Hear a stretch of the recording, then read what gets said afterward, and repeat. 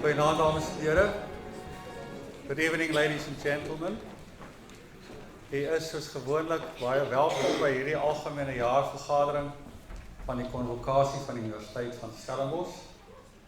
If there are members of the audience who need the proceedings, whether in Afrikaans or in English, to be translated, there is a translation facility and you can collect earphones at the table over there. You kan vir die oorfone kry as jy 'n vertaling nodig het by die dames wat daar aan my regterkant sit. The other thing is that we have a new statute for the University of Stellenbosch, in terms of which the quorum for this meeting is 250 members of the Convocation. Daar's blyklik heel wat meer as 250 mense teenwoordig, maar nie almal is lede van die Konvokasie nie. Ons kort nog 'n paar lede van die Konvokasie om die nuwe quorum van 250 te bereik. In die verlede was dit aansienlik minder en dit sou ons maklike quorum gehad het. So my voorstel dan is dat ons die vergadering op 'n informele basis voorsit en na die toesprake luister, dit is toch waarvoor u gekom het, en dat ons constitueer as ons kan op 'n later stadium vir doeleindes van die goedkeuring van verlede jaar se rutine en die verkiesing van die vice-president en 'n addisionele lid. The suggestion is that we carry on with the proceedings and that we do not formally constitute a meeting until such time as we have a quorum, if we have a quorum, for purposes of approval of the minutes and for purposes of the election of the Vice President and an additional member. But I am grateful that you are here in large numbers. Baie dankie dat u moeite gedoen het om te kom. Kan ek hier almal vra nou net vir 'n oomblik stilte, waarin ons besig hou met ons innerlike gedagtes. A moment's silence for all of us to get in touch or to touch base with our innermost feelings and convictions. 'n oomblik stilte.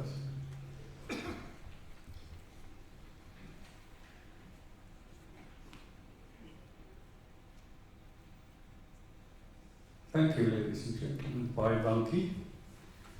So, ek het u verwelkom en ek bedank u dat u hier is. En bedank soos gewoonlik die rektor van die Universiteit van Stellenbosch dat hy die moeite doen elke jaar om ons te kom toespreek en toe te lig. Ek wil baie graag ook van die geleentheid gebruik maak om die personeel verbonde aan alumni betrekkinge en al die ander personeellede van die administrasie van die universiteit te bedank vir hulle harde werk om hierdie geleentheid moontlik te maak, as I thank the rector for the eats and drinks which he will invite you to after we have closed the proceedings here. So is nogmaals baie welkom. Ek gaan dan nie die notiele aan die voorhou van die vorige vergadering nie, dit sal ek doen wanneer ons getalle genoegsaam toegeneem het. En ek vra dus die rektor om ons toe te spreek soos gebruiklik. Baie dankie, thank you very much.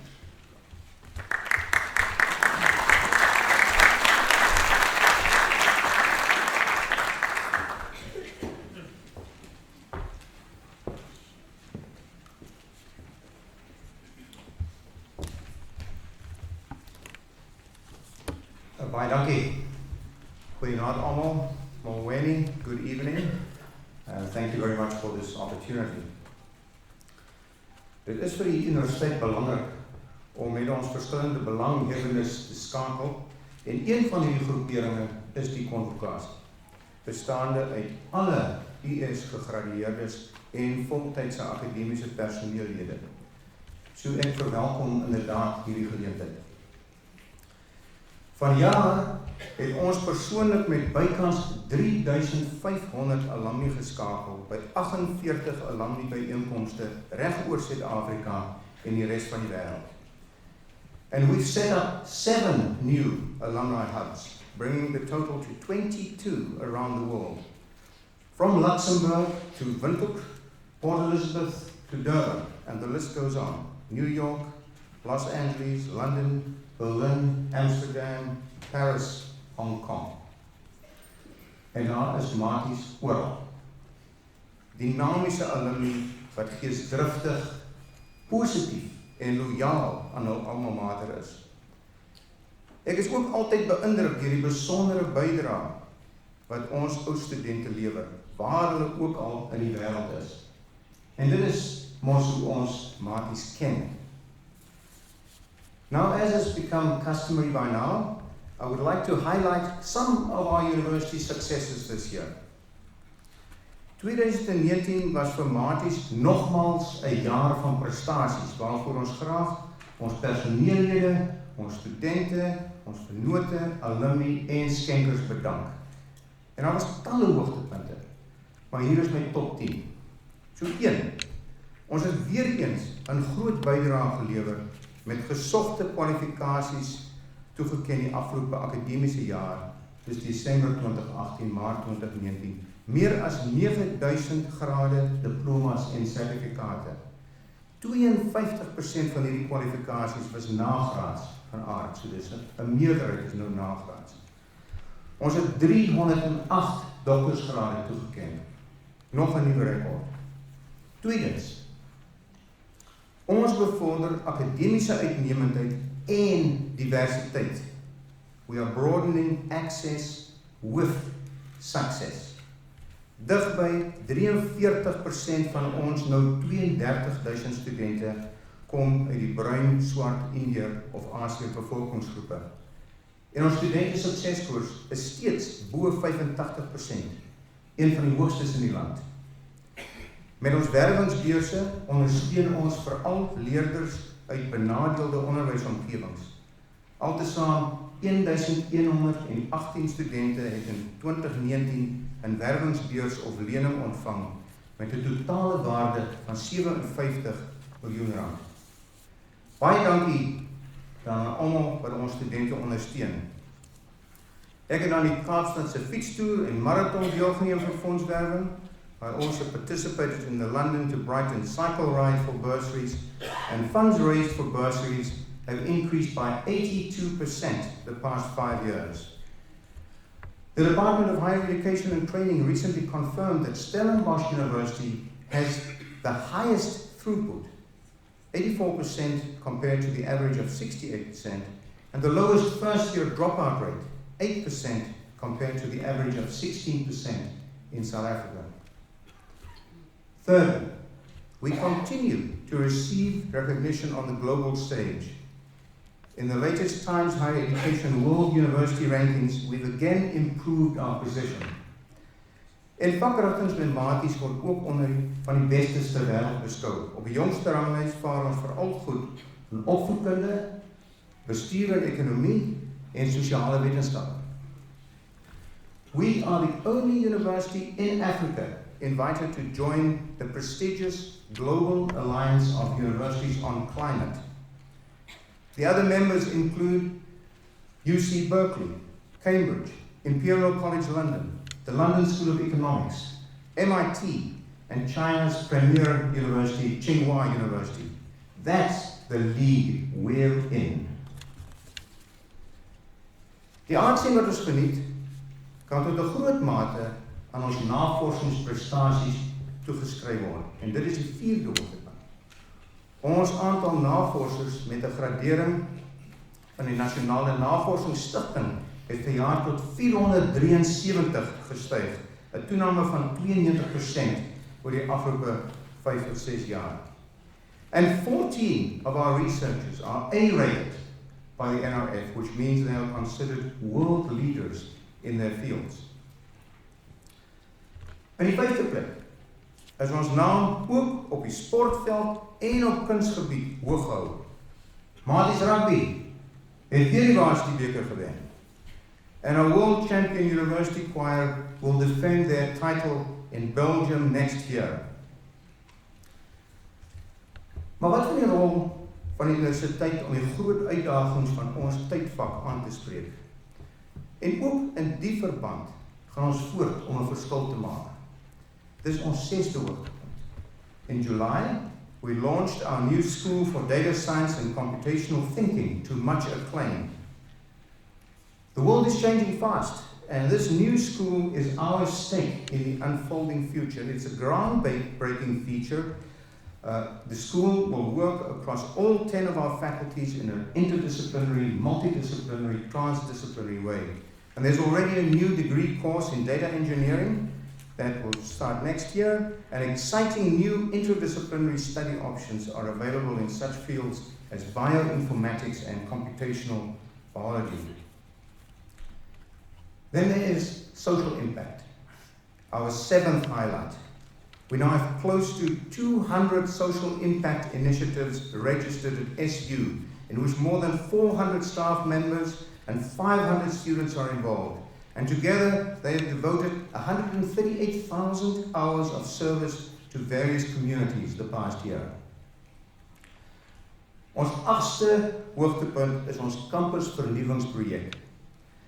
Die Jan Mouton Leersentrum langs die Neelsee nader nou vinnig voltooi. Hierdie 3-verdieping gebou met verskeie lesinglokale en veeldoelige ruimtes word met gevorderde tegnologie toegerus om tred te hou met die jongste tendense. And in January 2019, we started construction on a new biomedical research institute at our Faculty of Medicine and Health Sciences. And this will be one of the most innovative and advanced biomedical research centers in Africa.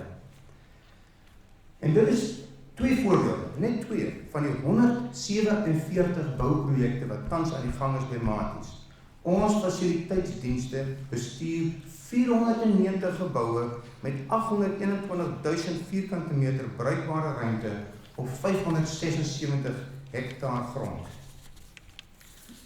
Highlight number 9 is that Council elected Justice Edwin Cameron to the position of the university's 15th Chancellor.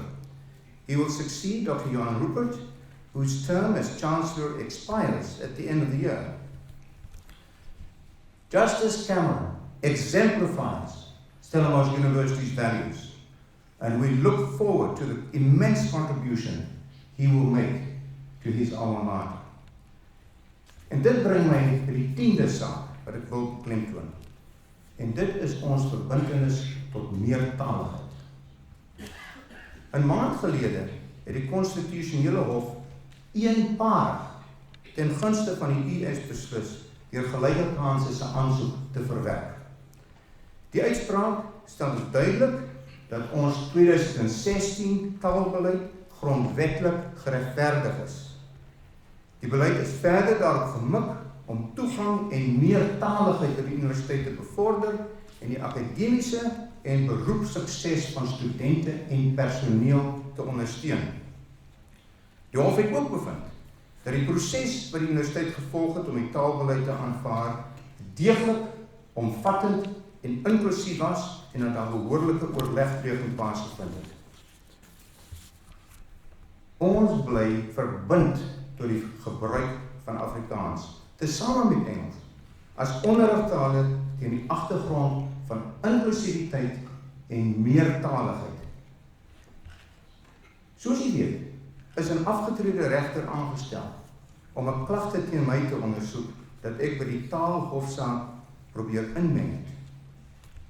Ek verwelkom hierdie ondersoek en ek sien uit na die verslag wat in die raad gelewer sal word.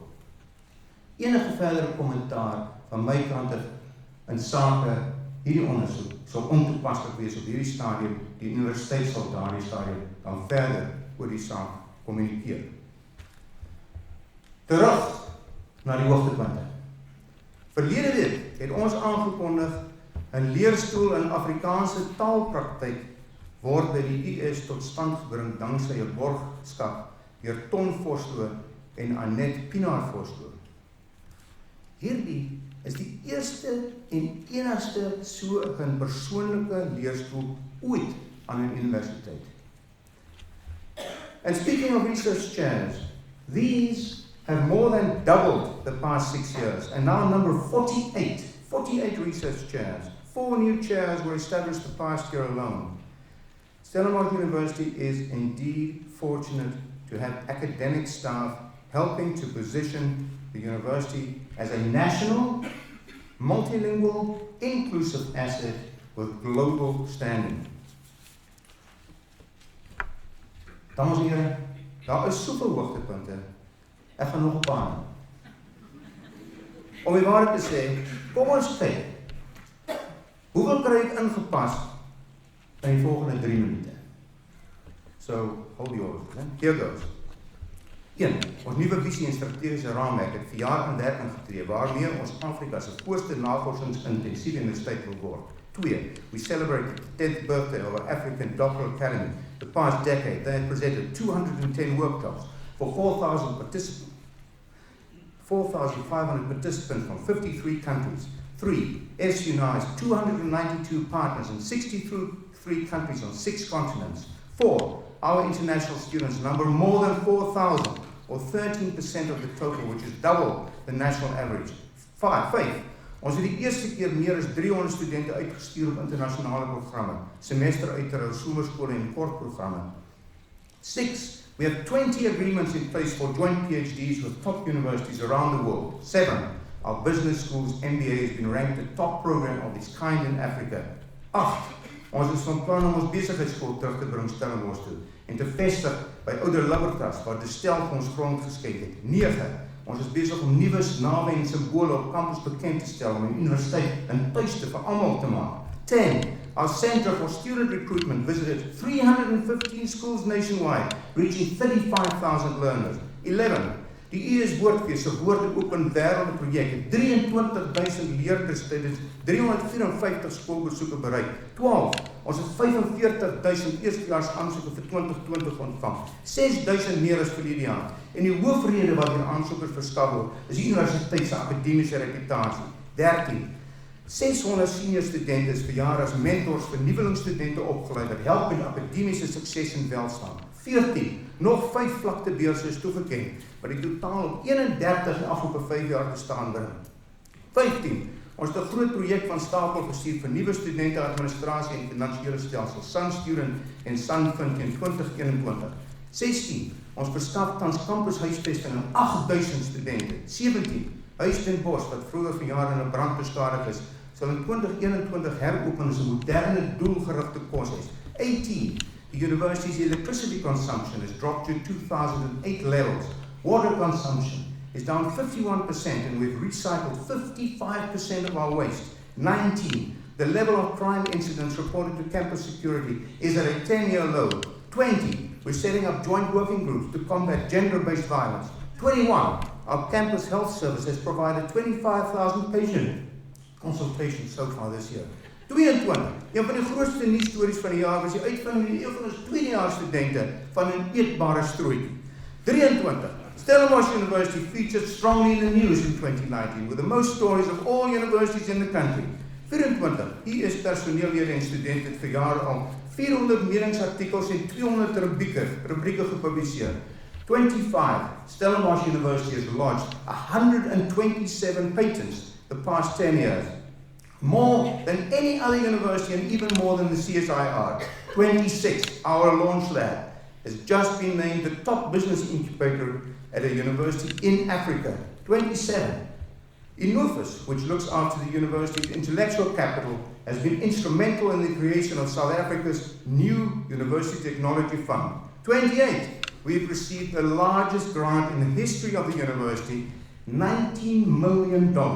$19 million from Unit A to help develop better treatment for children with multi-drug resistant tuberculosis. 29. Stellenbosch University's Professor Tanya Ayam has been appointed to South Africa's new Presidential Economic Advisory Council. 30. We are investing substantially in information and communication technology for blended and hybrid learning and teaching. 31. 18 academische programme. Het programhernuwing ondergaan en word volgende jaar uitgerol.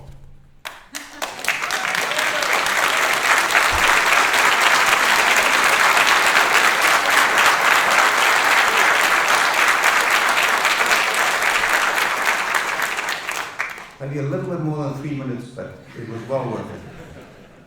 Dit, dames en heren, this, ladies and gentlemen, dit is ons universiteit, dit is julle universiteit. Uitnemend, inclusief en innoverend. Our graduates are well qualified, they are internationally in demand, our research is innovative and relevant, and our impact on society is extensive. All this we do by reaching out inclusively, not by exclusively looking inward. Dit is vir my werklik 'n eer om hierdie universiteit in sy 101ste jaar en 2de eeu op sy nuwe reis in die toekoms in te lei. En ek is baie dankbaar vir die vertroue wat die Raad onlangs in my gestel het, toe ek eenparig deur die Raad vir 'n tweede 5-jaar termyn as rektor en fisiekanselier aangewys is. So groot uitdagings lê vir ons voor, maar ook wonderlike geleenthede. As 'n inklusiewe gemeenskap, kom, ons gaan almal saam vorentoe. Forward together. Masie Pambili. Baie dankie. Thank you very much. And tot ziens.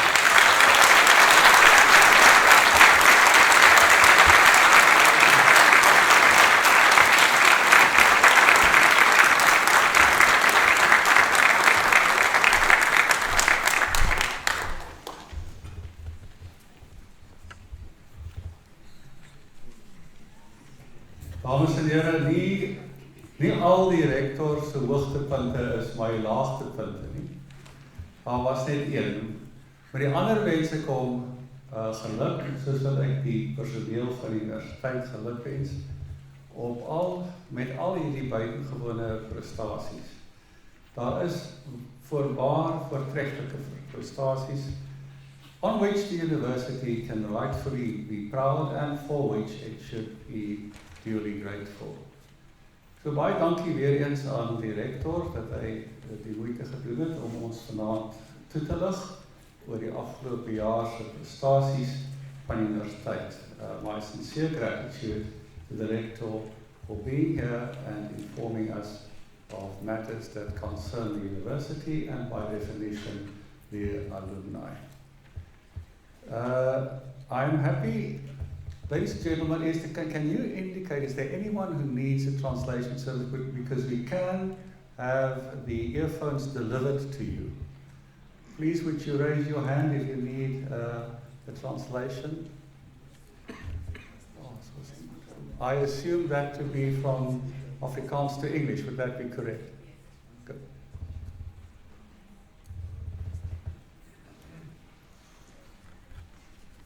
In the meantime, I am happy to announce that we are now properly quorate. Ons het 'n quorum behaal, daar is 271, of daar was, kort gelede 271 alumni in die auditorium.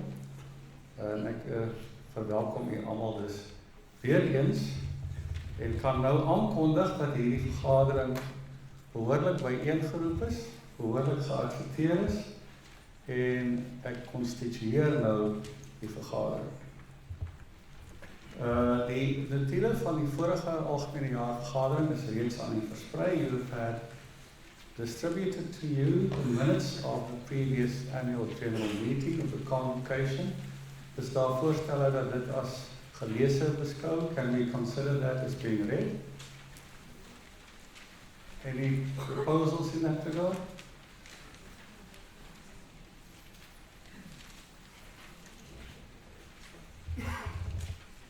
Is dit 'n voorstel dat as geleese beskou word? En die sekondant, baie dankie. Die notulen word dan as geleese beskou. The minutes will be regarded as having been read. Dames en heren, die registranteer het gewoonlik nie 'n spreekbeurt by hierdie geleentheid nie. Maar vir jare het sy gevra, en ons verwelkom haar hier, of sy ons kortliks kan inlig oor die universiteit se nuwe statuut en die besonder hoe dit die konvokasie raak. The registrar will address you briefly on the implications of the new statute of the university for particularly the convocation. Dr. Anel Retief, baie dankie.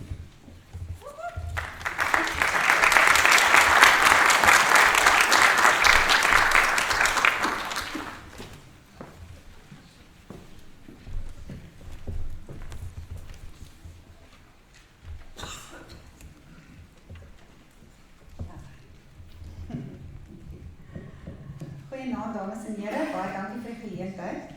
Ek moet sê, ek is bly ons kon net eers die notiewe goedkeur, want ek was skoon uit asem nadat ek vir die rektor geluister het. So I was completely out of breath, and I don't know how I will ever follow that act, so I'm not even going to try to do that. Daar's dalk ook 'n rede hoekom hulle nie in die program gesê het ek gaan oor die statuut praat nie, want dan het ons dalk glad nie 'n quorum gekry nie. Ek gaan my bes probeer om dit so interessant as moontlik te maak en dit kort te hou. So, waarom moet ons juist vanaand oor die statuut praat? Baie van julle weet dalk nie dat ons statuut volledig herskryf is en dat dit op die 16de Augustus 2019 in die Staatskoerant gepubliseer is, wat vir my 'n groot hoogtepunt was. En hoekom is dit belangrik dat ons daaroor gesels by die konvokasie? Die konvokasie is een van die statutêre liggame wat in die statuut beskryf word en waaroor daar in die statuut gepraat word. En ek het gedink is dalk 'n goeie geleentheid om net iets oor die nuwe statuut met almal te deel. So ek gaan vinnig gesels oor waarom het ons 'n statuut of wat is 'n statuut? Vinnig oor die proses wat ons gevolg het. Dit was 'n 18 maande lange proses. Bietjie oor die konteks en die beginsels wat ons gevolg het, ons het herskryf het. I will refer to governance structures, and then lastly, I'll say something about the convocation.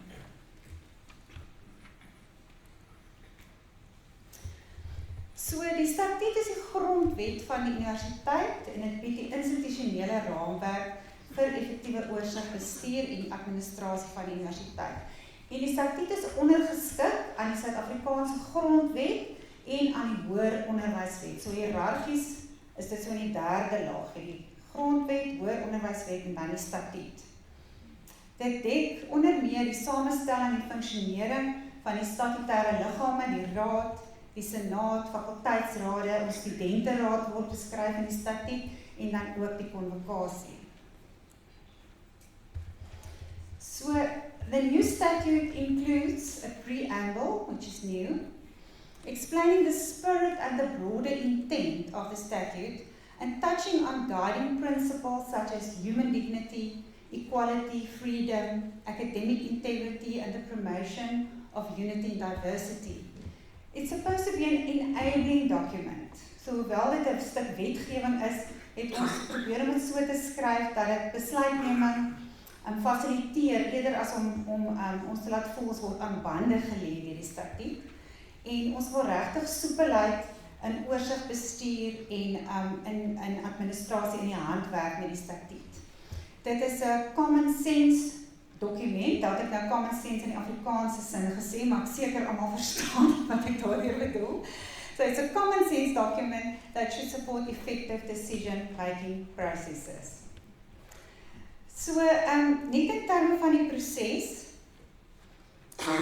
die vorige statuut is in 2016 goedgekeur en my voorganger het aan die einde van sy termyn 'n taakgroep voorgestel aan die Stellenbosch University se raad. Hulle het dit goedgekeur en toe tree hy af.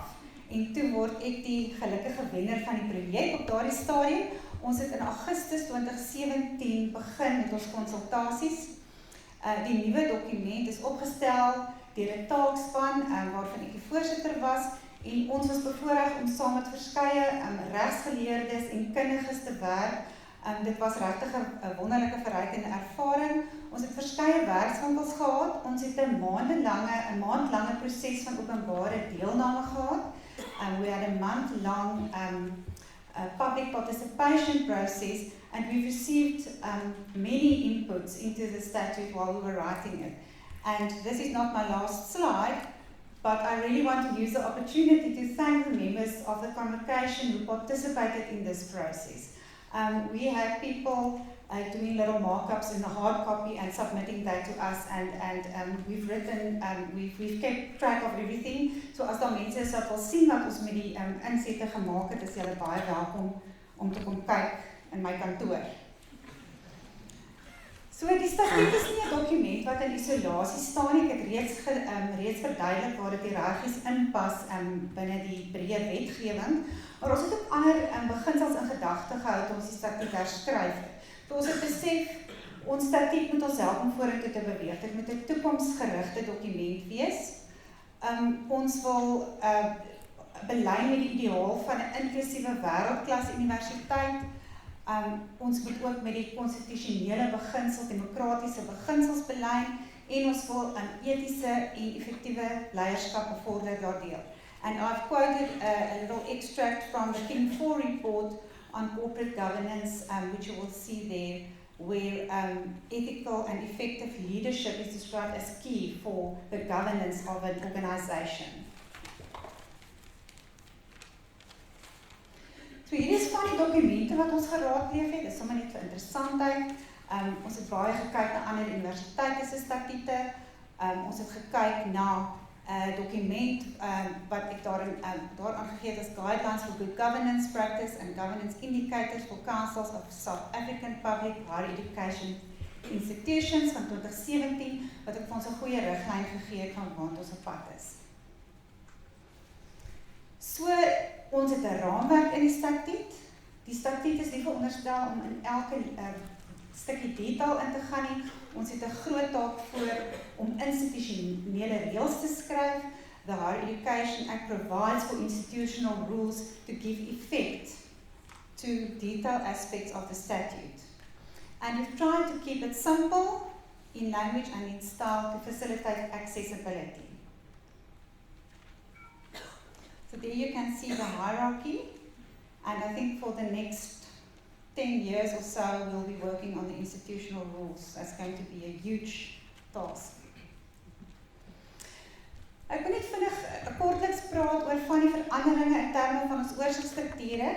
So, as ek begin by die raad, een van die beginsels of een van die riglyne wat ons moet volg in terme van die hoër onderwyswet is dat 60% van ons lede ekstern tot die universiteit moet wees en 40% van binne.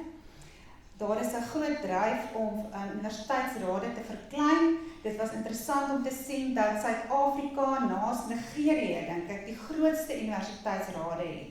Die res van die wêreld se universiteitsrade is aansienlik kleiner. Ons het hard probeer om by 20 uit te kom, maar op die ouend het ons by 25 gestop. Ons kon nie kleiner kry nie. Then it's important that our council has the appropriate balance of people with the right knowledge, skills, experience, diversity, and independence to discharge its governance role. That's in terms of the King 4 report.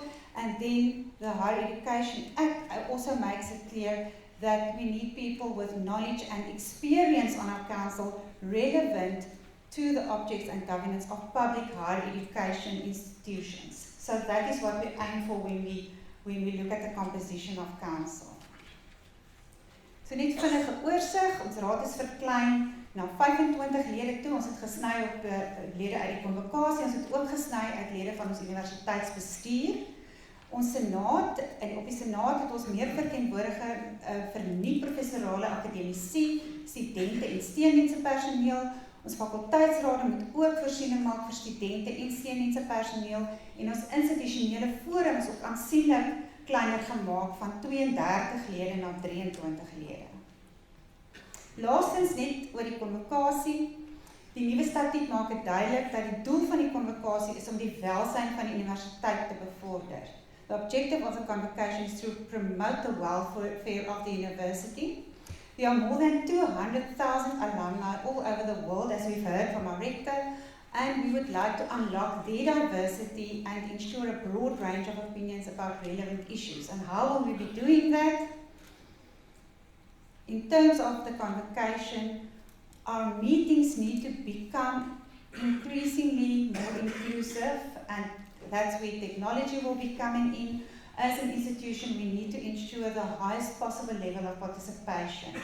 and therefore we have started to investigate several technological options to enable the virtual participation of Convocation members from all over the world. We want them to be able to register online, to be able to vote in time, that we have the technology to enable that, and hopefully next time this year we will have a huge group of people participating virtually. And then going forward we will also have our nomination and election processes take place online, as is the case already for Council and the IF. So with that, I thank you for the opportunity. Baie dankie vir die geleentheid. En ja, ek was nou die interlude director vir my gesê tussen hom en die volgende spreker. Baie dankie.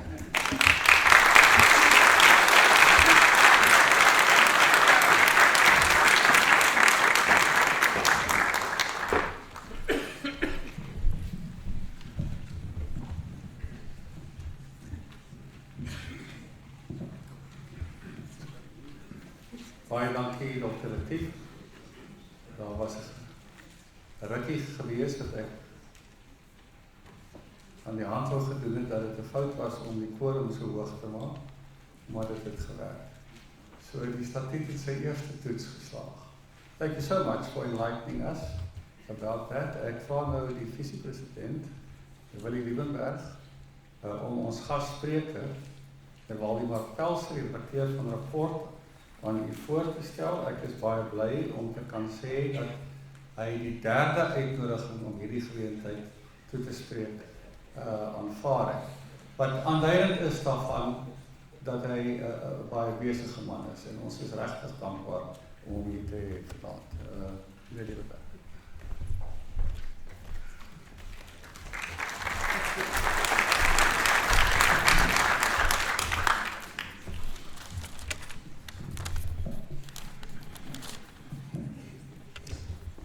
Good evening, ladies and gentlemen. It is my privilege to introduce our guest speaker, Mr. Waldemar Pelser. Om hier weg te spring, ek dink sy huidige posisie. Hy is alom bekend dat hy die redakteur van rapport is. So ek gaan net so vinnig deur vele van sy loopbaan hoogtepunte hardloop. Meneer Pelser was ook hy is die aanbieder van die nuusaktualiteitsprogram. Kyk net sy verslag en gesprek. Ek persoonlik kyk dit en ek geniet dit baie. Hy was ongelukkig in Paulus in matriek. Ekskuus, nee, hy was gelukkig daar gewees. Hy sê hy het gelukkige jare daar geniet. Hy begin by die Burger met sy journalistieke loopbaan in 2001 en in 2004 het hy sy MPhil voltooi in ontwikkelingsstudies. Aan die Universiteit van Oxford, en ek wil ook net hierso melding maak daarvan, hy was Rhodes beurshouer gewees, wat uitsonderlik is. Dan na 3 jaar by die Beeld, toe is hy na Lagos, Nigeria, in 2007, en dit is waar hy die koerantbureau vir Media 24 in West-Afrika gestig het. In 2009 word hy die nuusredakteur van Beeld, en in 2011 word hy die redakteur van die nuustydskrif, Nuus Nou, _, News Now. Dis die enigste Engelse gedeelte in sy CV wat ek gaan sê. Waldemar het ook hy is al 3 keer bekroon met die ATKV media veertjie toekenning, waar hy as die beste aanbieder van nuusaktualiteitsprogramme vereer is. En dan die laaste en die minste nie, in 2019 is hy genomineer vir 'n SAFTA vir die beste TV-aanbieder in Suid-Afrika. Dames en here, ek wil aan die voorhou meneer Waldemar Pelsen. Waldemar, welcome.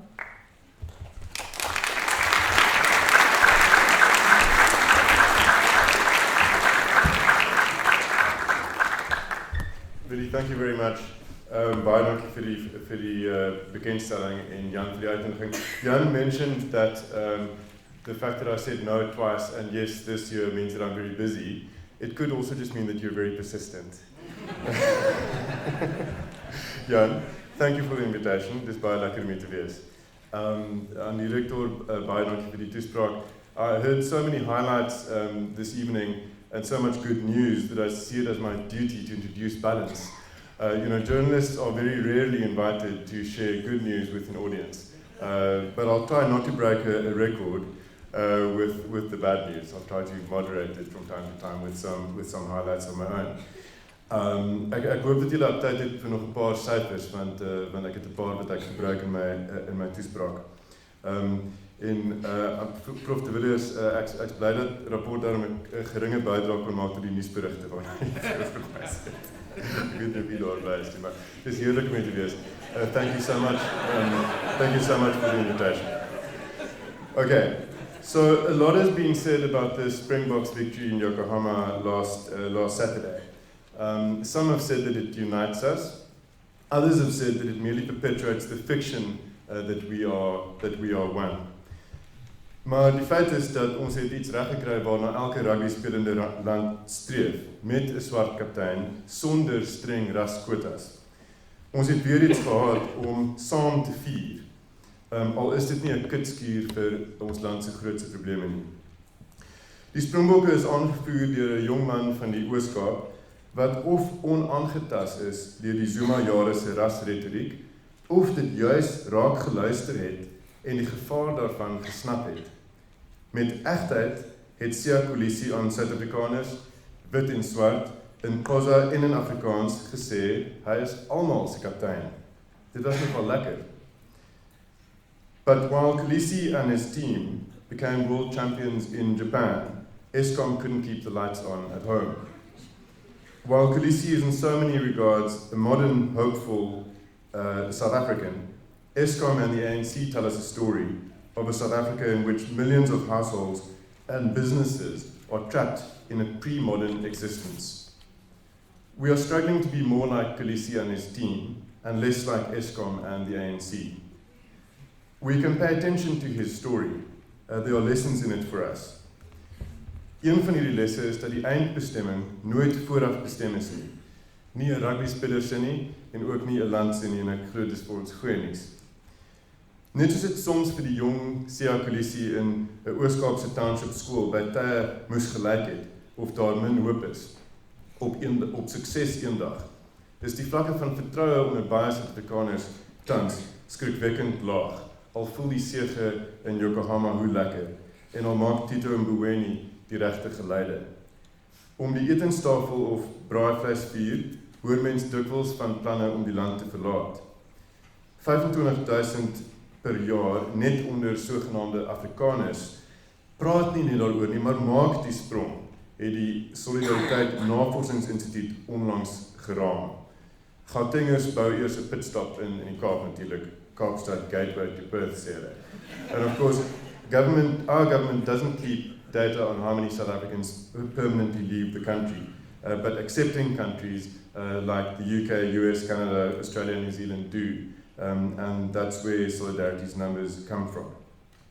So there's quite a bit of negativity, except perhaps for the rugby and the good news we heard from the Vice-Chancellor just before. And I'm really proud to be an alumnus of this university. I'm hesitant to talk about rugby in Stellenbosch, of course, because I'm one of those poor Russes who never touched a rugby ball, and who found out only quite recently what a line-up is.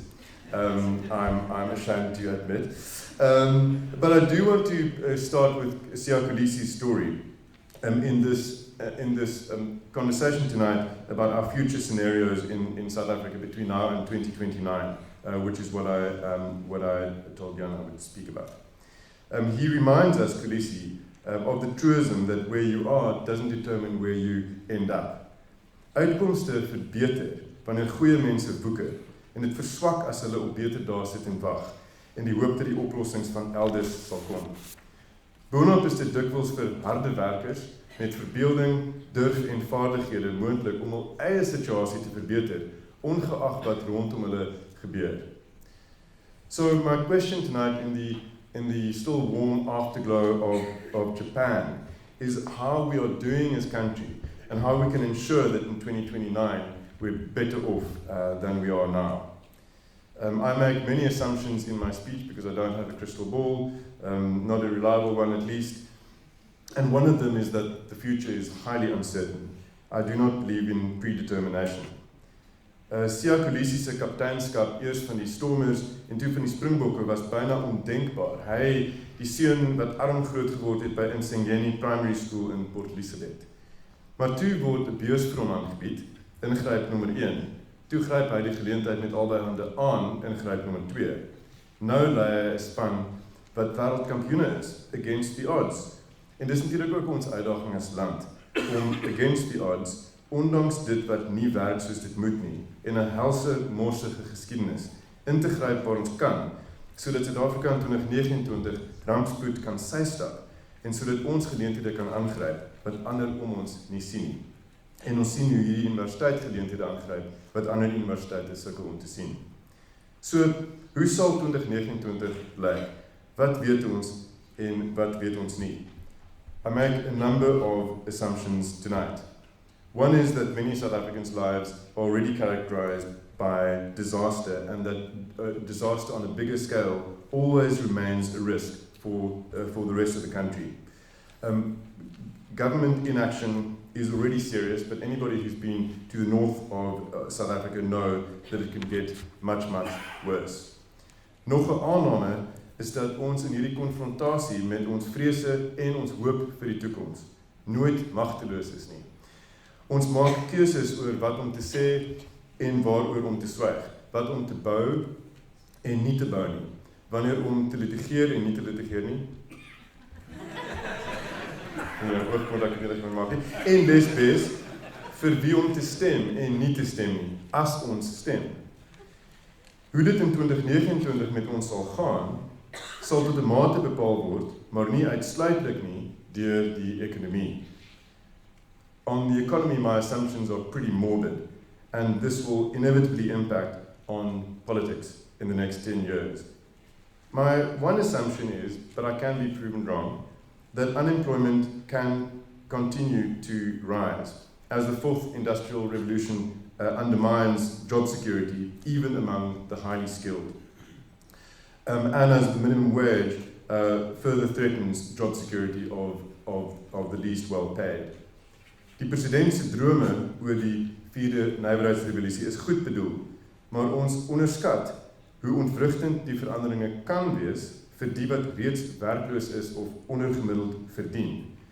Die werkers wat nou uitbetaal word by Saldanha Staal, sal meestal in vervaardiging geabsorbeer moet word, maar vervaardiging kwyn. Nie alle ketelmakers kan hulle herbekwaam nie. Wat die jonger geslag betref, sal baie skoolverlaters vind, hulle sukkel om die nuwe revolusie se golf te ry, omdat hulle basiese lees- en skryfvaardighede markeer. Another of my assumptions is that income inequality can keep on increasing, because the shortage of the most sought-after skills will push up the salaries that can be negotiated by the most highly skilled in the information era. This is great news if you are a holder of a degree from this university, but very bad news if you're a matriculant of one of the thousands of schools around this country that cannot produce learners who can read and write.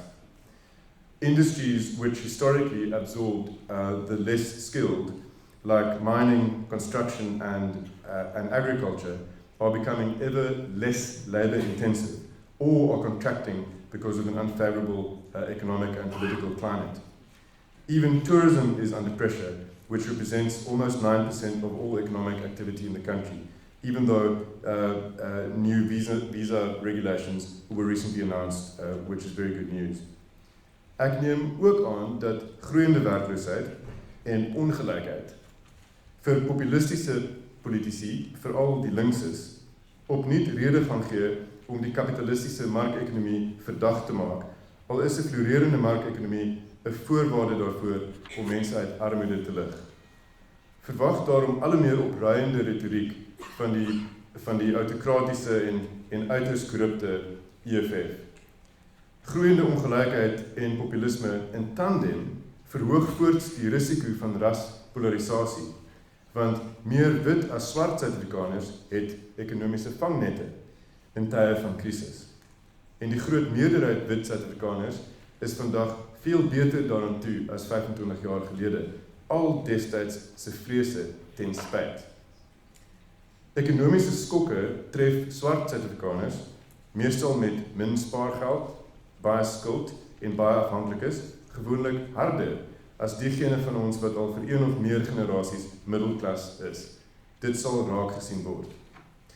Dit is een van die redes waarom geweldsmisdaad ook 'n deel van die Suid-Afrikaanse werklikheid gaan bly, die kombinasie van opruiende retoriek oor witbevoordiging en ongelykheid aan die een kant en 'n strafregstelsel wat kreun onder die misdaadlas aan die ander. So, another assumption about the next 10 years, that despite excellent appointments in the National Prosecuting Authority and at the Hawks, we have yet to see a demonstrable impact on our government's ability to put criminals behind bars. The problem is one of capacity and skills. Rapport het onlangs berig dat die sogenaamde trio misdade van motorkapings, huisrooftogte en rooftogte by sakeondernemings bykans heeltemal ongestraf bly. Net 3% van motorkapings eindig in die hof en minder as 20% van die sowat 21,000 moorde per jaar eindig in 'n verhoor. Ek is nie bereid om geld daarop te verwed dat die toedrag van sake noemenswaardig sal verbeter oor die volgende 10 jaar nie. Maar dit sou dom wees om te seker van my saak te wees. Remember that the murder rate in the mid-90s was more than double what it is now, and nobody predicted that it would increase back then. So maybe I'm being unnecessarily alarmist. Oor die vervolging van staatskapers en ander skurke uit die Zuma-era, volg die meeste waarnemers deesdae 'n al hoe meer ongeduldige wag en sien benadering. Die Zondo-kommissie wat uitstekende werk doen, gaan nog lank sit. Die gevaar is dat die publiek geduld met die proses verloor, behalwe as 'n hoë profiel vervolging natuurlik binnekort aangekondig word.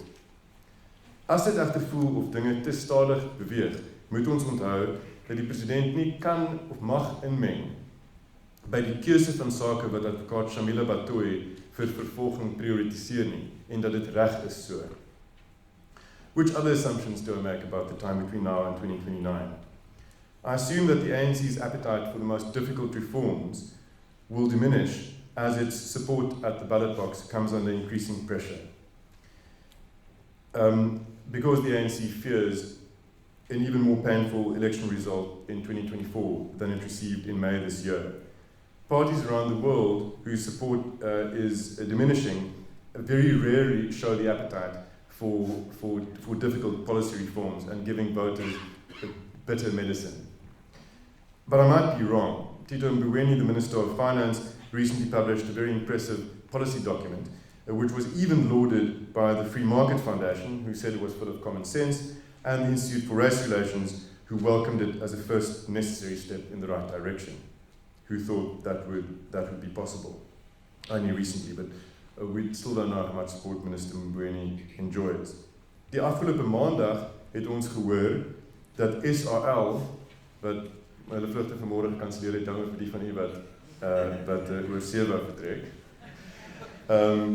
dalk gedwing gaan word om van meer as 900 van sy werkers ontslae te raak, al skop die vakbonde teer.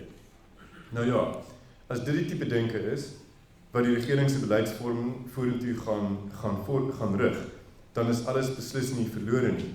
Maar die toets sal soos altyd in die implementering lê. We should remember that it was President Ramaphosa who said in his State of the Nation address earlier this year that everything possible should be done to save Eskom from its debt trap, and only days later gave the assurance that nobody at Eskom would lose their jobs. Also remember that Eskom committed to a 0% salary hike last year, only to be overruled by Minister Pravin Gordhan a few weeks later, granting workers almost 48,000 of them, almost 8%, which was completely unaffordable. Gebeure by SAL hierdie week is daarom vir ons baie belangrik om dop te hou. Dis 'n tipe lakmoestoets, 'n woord wat ek laas in die wetenskapklas in Paris gebruik het. Dis 'n lakmoestoets daarvoor of die regering werklik die onvolhoubaarheid van die status quo besef, naamlik om 'n lugdiens wat rykes rondvlieg oor 13 jaar met 28 miljard rand te help. Let us just have it sink in, 28 billion rand of assistance to South African Airways over 13 years. As Minister Mboweni recently said, this is a subsidy to the rich, regressive, not progressive, even though the EFF supports it. The mind boggles. Daar is weinig aanduiding dat die regering die vakbonde wat 8% loonverhogings by SAL vra in die tande sal skop, maar 'n mens mag hoop. Want om SAL in stand te hou is dalk goed vir sy 5,000 werkers en sy passasiers, maar daar's 58 miljoen van ons in hierdie land. Dalk doen die vakbonde ons 'n guns deur môre te staak en SAL uiteindelik van kant te maak. Ons kan vanaand nog uitvind. Oor grond lyk dit of president Ramaphosa probeer om met verslae en panele en kommissies die angel van onteiening sonder vergoeding te trek deur dit eng te definieer. Die parlementêre proses om artikel 25 van die grondwet oor eiendomsregte te verander gaan wel voort, al het oud-president Galema Motlanthe nou die dag gesê onteiening van grond sonder vergoeding sal nie in 100 jaar gebeur nie. Nou ja. En een van twee voorgestelde wysigings wat nou op die tafel is, die EFF sin oor voogdyskap is genadiglik van die tafel gevee gister, en een van die twee wysigings wat nog op die tafel is, word voorgeskryf dat die howe elke geval van 'n nulwaarde vergoeding sal moet bekragtig, wat die gevaar van arbitrêre grondgrype beduidend verminder.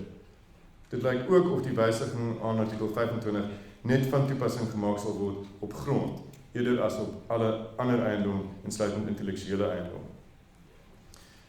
But let's assume that the committee tasked with formulating an amendment to the Constitution decides in the next few months on a final wording. Then, to become law, Parliament still needs to pass this amendment with a 2/3 majority.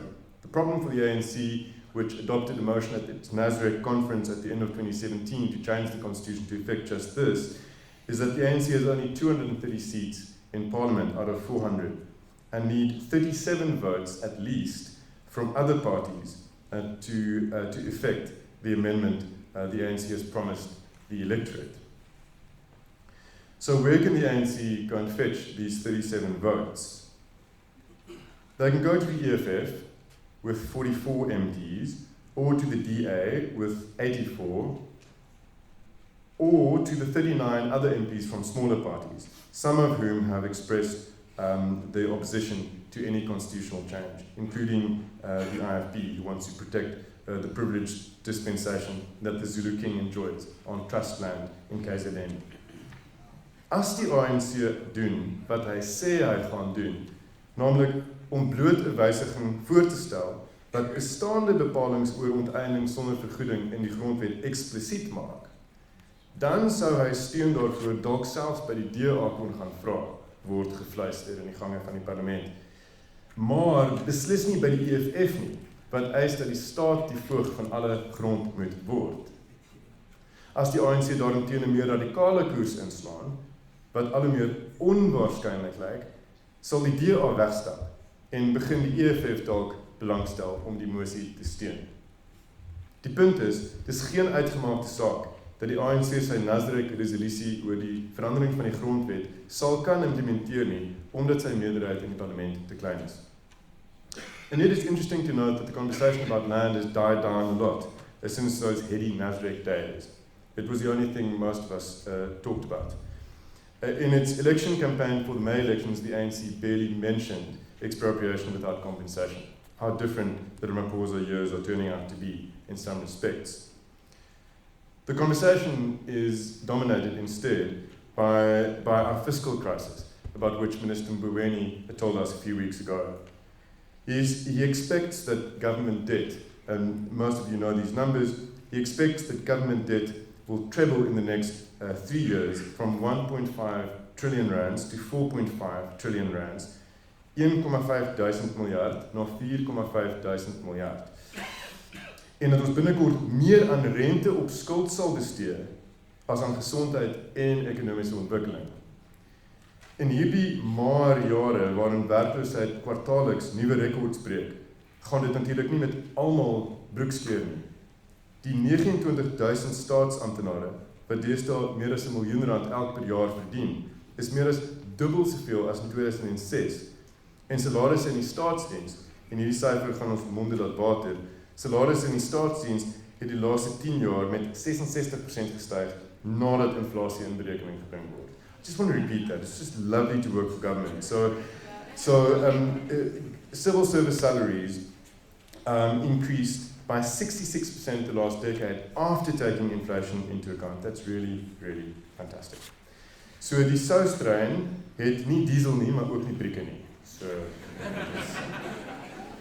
So reddingsboeie vir Eskom en tot 'n mindere mate ook die SAL, PRASA en die SAIK, saam met laer invordering van belasting omdat maatskappye se winste so kwyn, beteken dat die begrotingstekort reeds byna 6% van bruto binnelandse produk beloop en die staatsdiens salarisrekening slurp nou 46% van alle belastinginkomste op.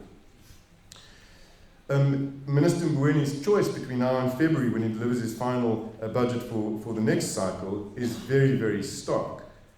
Either he cuts spending very aggressively, a dangerous thing to do in a country as desperately poor as ours, or he borrows more money, a dangerous thing to do in a country as desperately poor as ours, where promises not to waste money are cheap, but debt is expensive.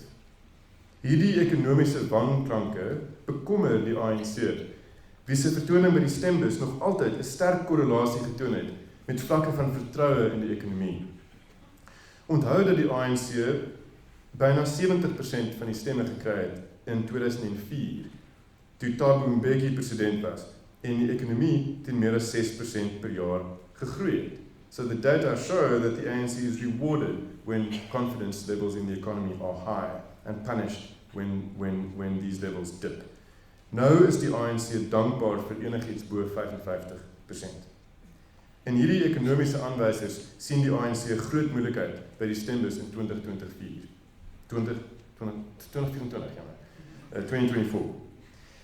In daardie verkiesing kan 'n koalisieregering op nasionale vlak tot stand kom as die ANC se steun tot onder 50% daal. Die blote gedagte aan 'n ANC-nederlaag vul my natuurlik met onbetaamlike genot, schadenfreude, noem ek dit met trots. Maar, dit kan in die hand speel van die EFF, waarvan 'n faksie smag na hereniging met 'n moederparty wat herhaaldelik sê hoe graag hulle Julius Malema terug wil hê. 'n ANC-nederlaag in 2024 kan ook 'n geleentheid word vir die DA en 'n potensiële DA-splinterparty, wat weldra alle die EFF sy eie koers kan inslaan, nou dat almal weet wat almal regtig van mekaar dink in die DA, en nou dat Musi Maimane vry is om te doen net wat hy wil met sy borge daarvoor kan kry. And I read this morning on IOL that Mr. Maimane is definitely not done with politics and is thinking of starting a new party. He might give Herman Mashaba a call, who's sitting on a pile of cash and is done with the DA. This earthquake in the DA is still being felt. Within 24 hours, a few weeks ago, Helen Zille was elected to a top leadership position in the party. Mashaba quit, Athol Trollip quit, Maimane quit after calling Mashaba a hero. This is the same Maimane who said just days earlier that he firmly believes in the DA project. Dis ook dieselfde Mashaba wat in Maart maand vir Zille vurig verdedig het en toeskielik verklaar het hoe onuitstaanbaar regs hy haar vind. Mashaba, die vrye mark fundamentalis, is dalk eerder die regse een. Hy wat al teen maatskaplike toelaas uitgepraat het, iets wat selfs die DA nie sal doen nie, en deesdae op Twitter meer soos die EFF klink. Sy wie se deelname aan 'n regeringspakt in Johannesburg, Mashaba na bewering op onbehoorlike wyse gewaarborg het. There are those who now say that Mashaba was never really DA. The question is, who is and who was? Was Maimane, with his awkwardly articulated rainbowism, really DA? he who still voted ANC for Mbeki in 2004, or is Zille really DA, who's just rediscovered her liberal roots? Dat die DA 'n krisis besef het, is egter duidelik. Dit blyk uit die besluit om Zille in 'n toppos te verkies. En hierdie Sondag kies lede van die DA se federale raad of vir John Steenhuisen of vir Magashule Ghana as interim leier. My aanname is dat dit Steenhuisen sal wees. Hy sal koers moed gee, want die krisis is groot. Dawie Skols, die syferkop en ontleder, het bereken dat die DA in die verkiesing in Mei maand 20% van die Afrikaner stem verloor het, en in tussenverkiesings sedertdien 34%, plus tussen 20 en 30% van sy bruin kiesers. Die jongste resultate het gister uit Tafelsig, Wesbank en Vredendal Noord hier in die Weskaap gekom, waar die DA se steun met 20 punte geval het. In Tafelsig met 17 punte in Wesbank en met 11 punte in Vredendal waar die ANC die buik afgevat het. And these drops in DA support are exactly as steep as they were before Maimane submitted his resignation a few weeks ago.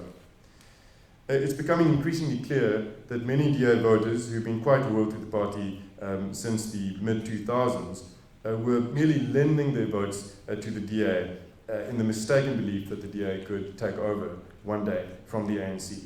Now that it's pretty clear that this will not happen, many voters are withdrawing again in cocoons where they feel better looked after. And this includes the Freedom Front Plus, especially in the north, not yet really in the Western Cape. Die DA self bereken, hy kan in 2021 se verkiesing 386 munisipale raadslede verloor. Die party se ondersoekpaneel, gelei deur Ryan Coetzee, Tony Leon en Michiel Leroux, sê die DA kan die weg volg van die NNP. As jy dit mooi onthou, dis nie 'n goeie weg om te volg nie, as drastiese stappe nie gedoen word nie. Die verkiesing van Zille was een so 'n drastiese stap, maar dit is glad nie duidelik dat dit sal die gewenste uitwerking hê. So the DA's future is uncertain, but we can note that the party still attracts more black voters than the UDM, ATM, Good, NFP, AIC, COPE and PAC together. According to Gareth Van Onselen on Twitter yesterday, it's about 500,000 black voters in the last election, more than all those small opposition parties together. What we are certain about when looking into the murky future is that the political landscape will not remain static because ANC hegemony is constantly being challenged. So I assume that the ANC will continue to lose support to the left and even to the right if the DA or a Maimane splinter party manages to articulate a message that truly appeals to more than 500,000 black voters. I also assume that opposition parties will try to capitalize with varying levels of success on the ANC's bad record in government and the fact that the lights are not always on when they should be. Weens ANC korrupsie voorspel Eskom jare van kragtekorte. Maak jou reg vir nog beurtkrag, want meer steenkoolkragsentrales as wat vroeër verwag is, sal ontkoppel moet word voordat nuwe kapasiteit aangeskakel word, met Jabu Mabuza, waarnemende uitvoerende hoof van Eskom, onlangs gewaarsku. Dis dieselfde Mabuza wat in Oktober erken het dat hy nie gekwalifiseer is vir die werk wat hy doen nie. En dis nie Mabuza se skuld nie.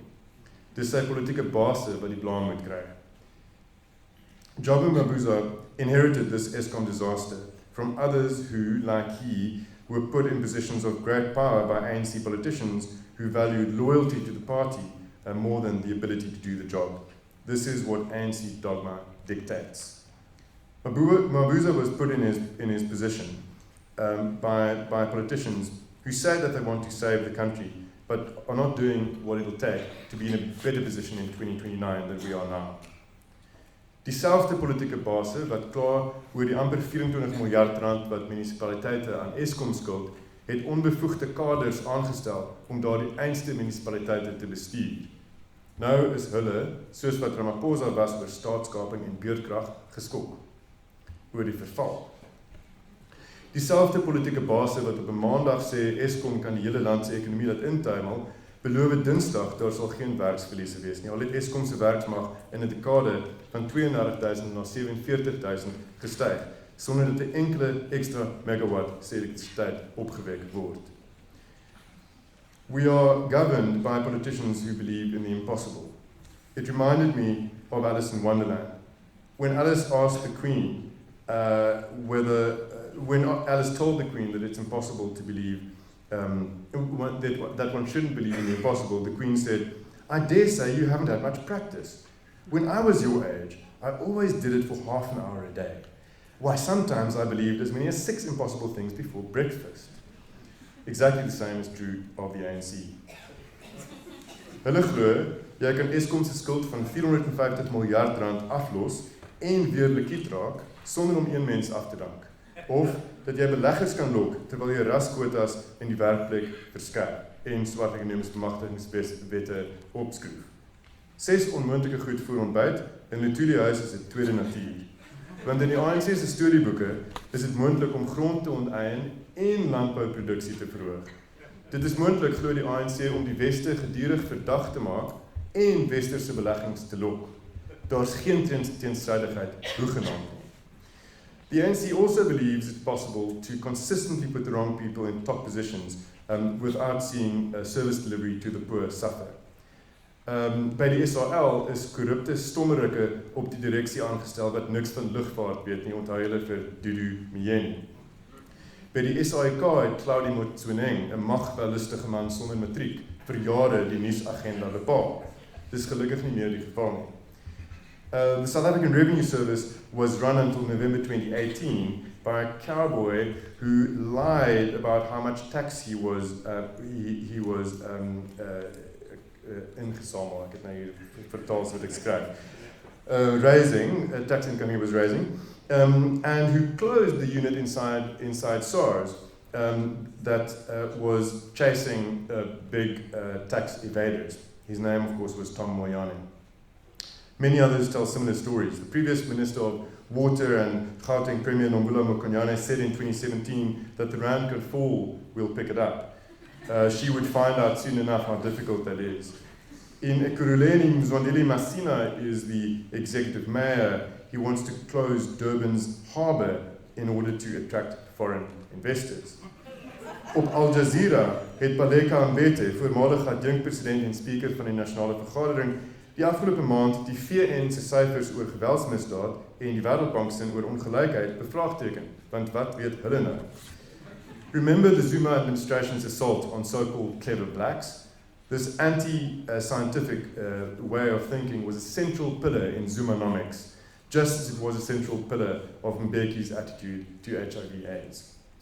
En die minister van Minerale en Energie, Gwede Mantashe, het aan beleggers in Perth die mineraal hazenile bemark, wat nie bestaan nie. And it's not as if capable people, black and white, are not available for these top positions in government. It's just that loyalty matters more than merit to the ANC. And this is a result of the Mbeki era dogma that the ANC should control through its cadres all levers of power in society. For some bizarre reason, he invited me to interview him just before the May elections. Okay, so it does make sense. And I spent an hour with him talking mostly about cadre deployment, which he recognized the ANC clung to, later on geklo, vir te lank. They didn't abandon it in time. This is the story that he tells. In December 1997, at the ANC's conference in Mafeking, now Mahikeng, the party considered a concept policy on cadre deployment.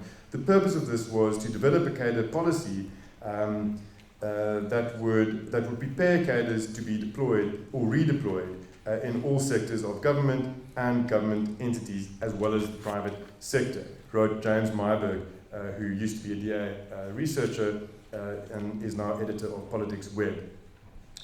So after December 1997, Mafeking, cadre deployment became standard practice in all top government appointments. Think of the police, Jackie Seledi, or the National Prosecuting Authority, Menzi Simelane. The ANC truly wanted to control all levers of power in society. So Mbeki told me that this policy was in contradiction to the findings of Dr. Vincent Mapai, who was asked in the mid-90s to prepare a document for the new government on how service delivery, especially to the poor, could be improved. Mbeki told me, We looked at the report and said, it is too early, end quote. The civil service needed to be transformed before it was recapacitated. Mbeki truly believed that it was possible to find loyal cadres who would know how to do the job without undermining the ANC, who had considerable fears, of course, that the civil service would not want to execute its policies. In 2007, sê Mbeki, het die ANC besef hulle moet Mapai se aanbevelings uit 96 oor die staatsdiens en die professionalisering van die staatsdiens implementeer. Maar toe was dit te laat. Want Mbeki is in Desember van daardie jaar herroep. Arm Mbeki, altyd die slagoffer. Dit was inderdaad te laat. Kaderontplooiing was gevestig. Kaders is aangestel in Eskom en die departemente wat vir behoorlike watervoorsiening te midde van klimaatsverandering en 'n groeiende bevolking moet beplan. Die gevolge is oral te sien. Die staatsdepartement getaak daarmee om water te voorsien het onlangs aangekondig dat groot dele van die land se wateraanvraag reeds die aanbod oorskry. Klomp ander dorpe sal oor 5 en 10 jaar ook te min water hê. Intussen beplan president Ramaphosa, wat as adjunkpresident voorsitter was van die ANC se kaderontplooiingskomitee, om een vernietigende beleid met 'n ander te vervang. Deur op elke podium aan te kondig hy is onherroepelik verbind tot die nasionale gesondheidsversekering, wie se begroting hierdie jaar weer gesny is, omdat amptenare nie weet hoe om die geld uit te gee nie. Die NGV-NHI sal onbekostigbaar duur wees sonder om die probleem van swak gesondheidsorg vir arme mense op te los, 'n kritieke probleem in ons land, en so waarsku die land se topkenners van mediese sorg. Maar moenie worry nie, bekwame kaders sal aan die stuur wees, sê die minister van Gesondheid, Zweli Kize. Die ANC glo hy kan die NGV implementeer sonder dat daar 'n uittog van mediese personeel na die buiteland is. 6 impossible things before breakfast, indeed. En daarom is my aanname dat as alles voortgaan soos nou, die ekonomie nie sy volle potensiaal sal bereik nie, die werkloosheid en armoede sal toeneem tussen nou en 2029, populisme sal gedei en die lewering van dienste soos water en so aan verder sal verswak. Maar uiteindelik hier kom ons by die blaaskans, daar is 'n maar. 3 redes vir hoop. Eerstens, krisisse maak ook soms nuwe energie los. Dit wakker teenstand aan en dit katalyseer innovasie op gebiede waar ons wel beheer oor uitkomste het. Tweedens, selfs al duur staatsverval voort, lei baie Suid-Afrikaners steeds baie goeie lewens. Ek sou kon byvoeg vir al die in Stellenbosch, maar ek sal nie. Goeie lewens, lives that are described by the Nobel winning economist Amartya Sen as lives we have reason to value. There are many South Africans who still lead such lives. And thirdly, third reason for hope, that might strike you as unorthodox, is that the future is very, very hard to predict. Anything can still happen. And from my perspective, that's good news. Very briefly, the 3 points, and then I'm closing. Punt nommer 1. Hoe kan ons die land se krisis gebruik? Wat staan ons te doen? Die krisis van misdaad gaan nie net deur die regering opgelos word nie. Ons gaan ons betrokkenheid moet verskerp, nie net by buurtwagte in dorpe en stede en in die platteland by beveiligingsnetwerke nie, maar ook by jong mense in gebroke gemeenskappe. Of hulle in 2029 misdadigers of gemeenskapsleiers is nog nie bepaal nie. Oor water en krag en dienslewering geld dieselfde tendense. More and more households are installing solar panels and rainwater harvesting systems as a way of weaning themselves off central authorities or municipalities, especially in the north of the country. There are even campaigns in the north of the country to not to pay municipal fees over to councils and use that money instead to fix sewerage problems by the community. Voorstelle in hierdie verband wat in sekere kringe omstrede is verlede maand by Solidariteit se toekomsberaad gemaak. Nou ja, Solidariteit se aspirasies vir selfbestuur word dikwels gekritiseer. Baie van die kritici het lankal ADT by hulle huise gekry en hulle kinders na privaat skole gestuur. Wat is dit anders as onafhanklikheid van die regering?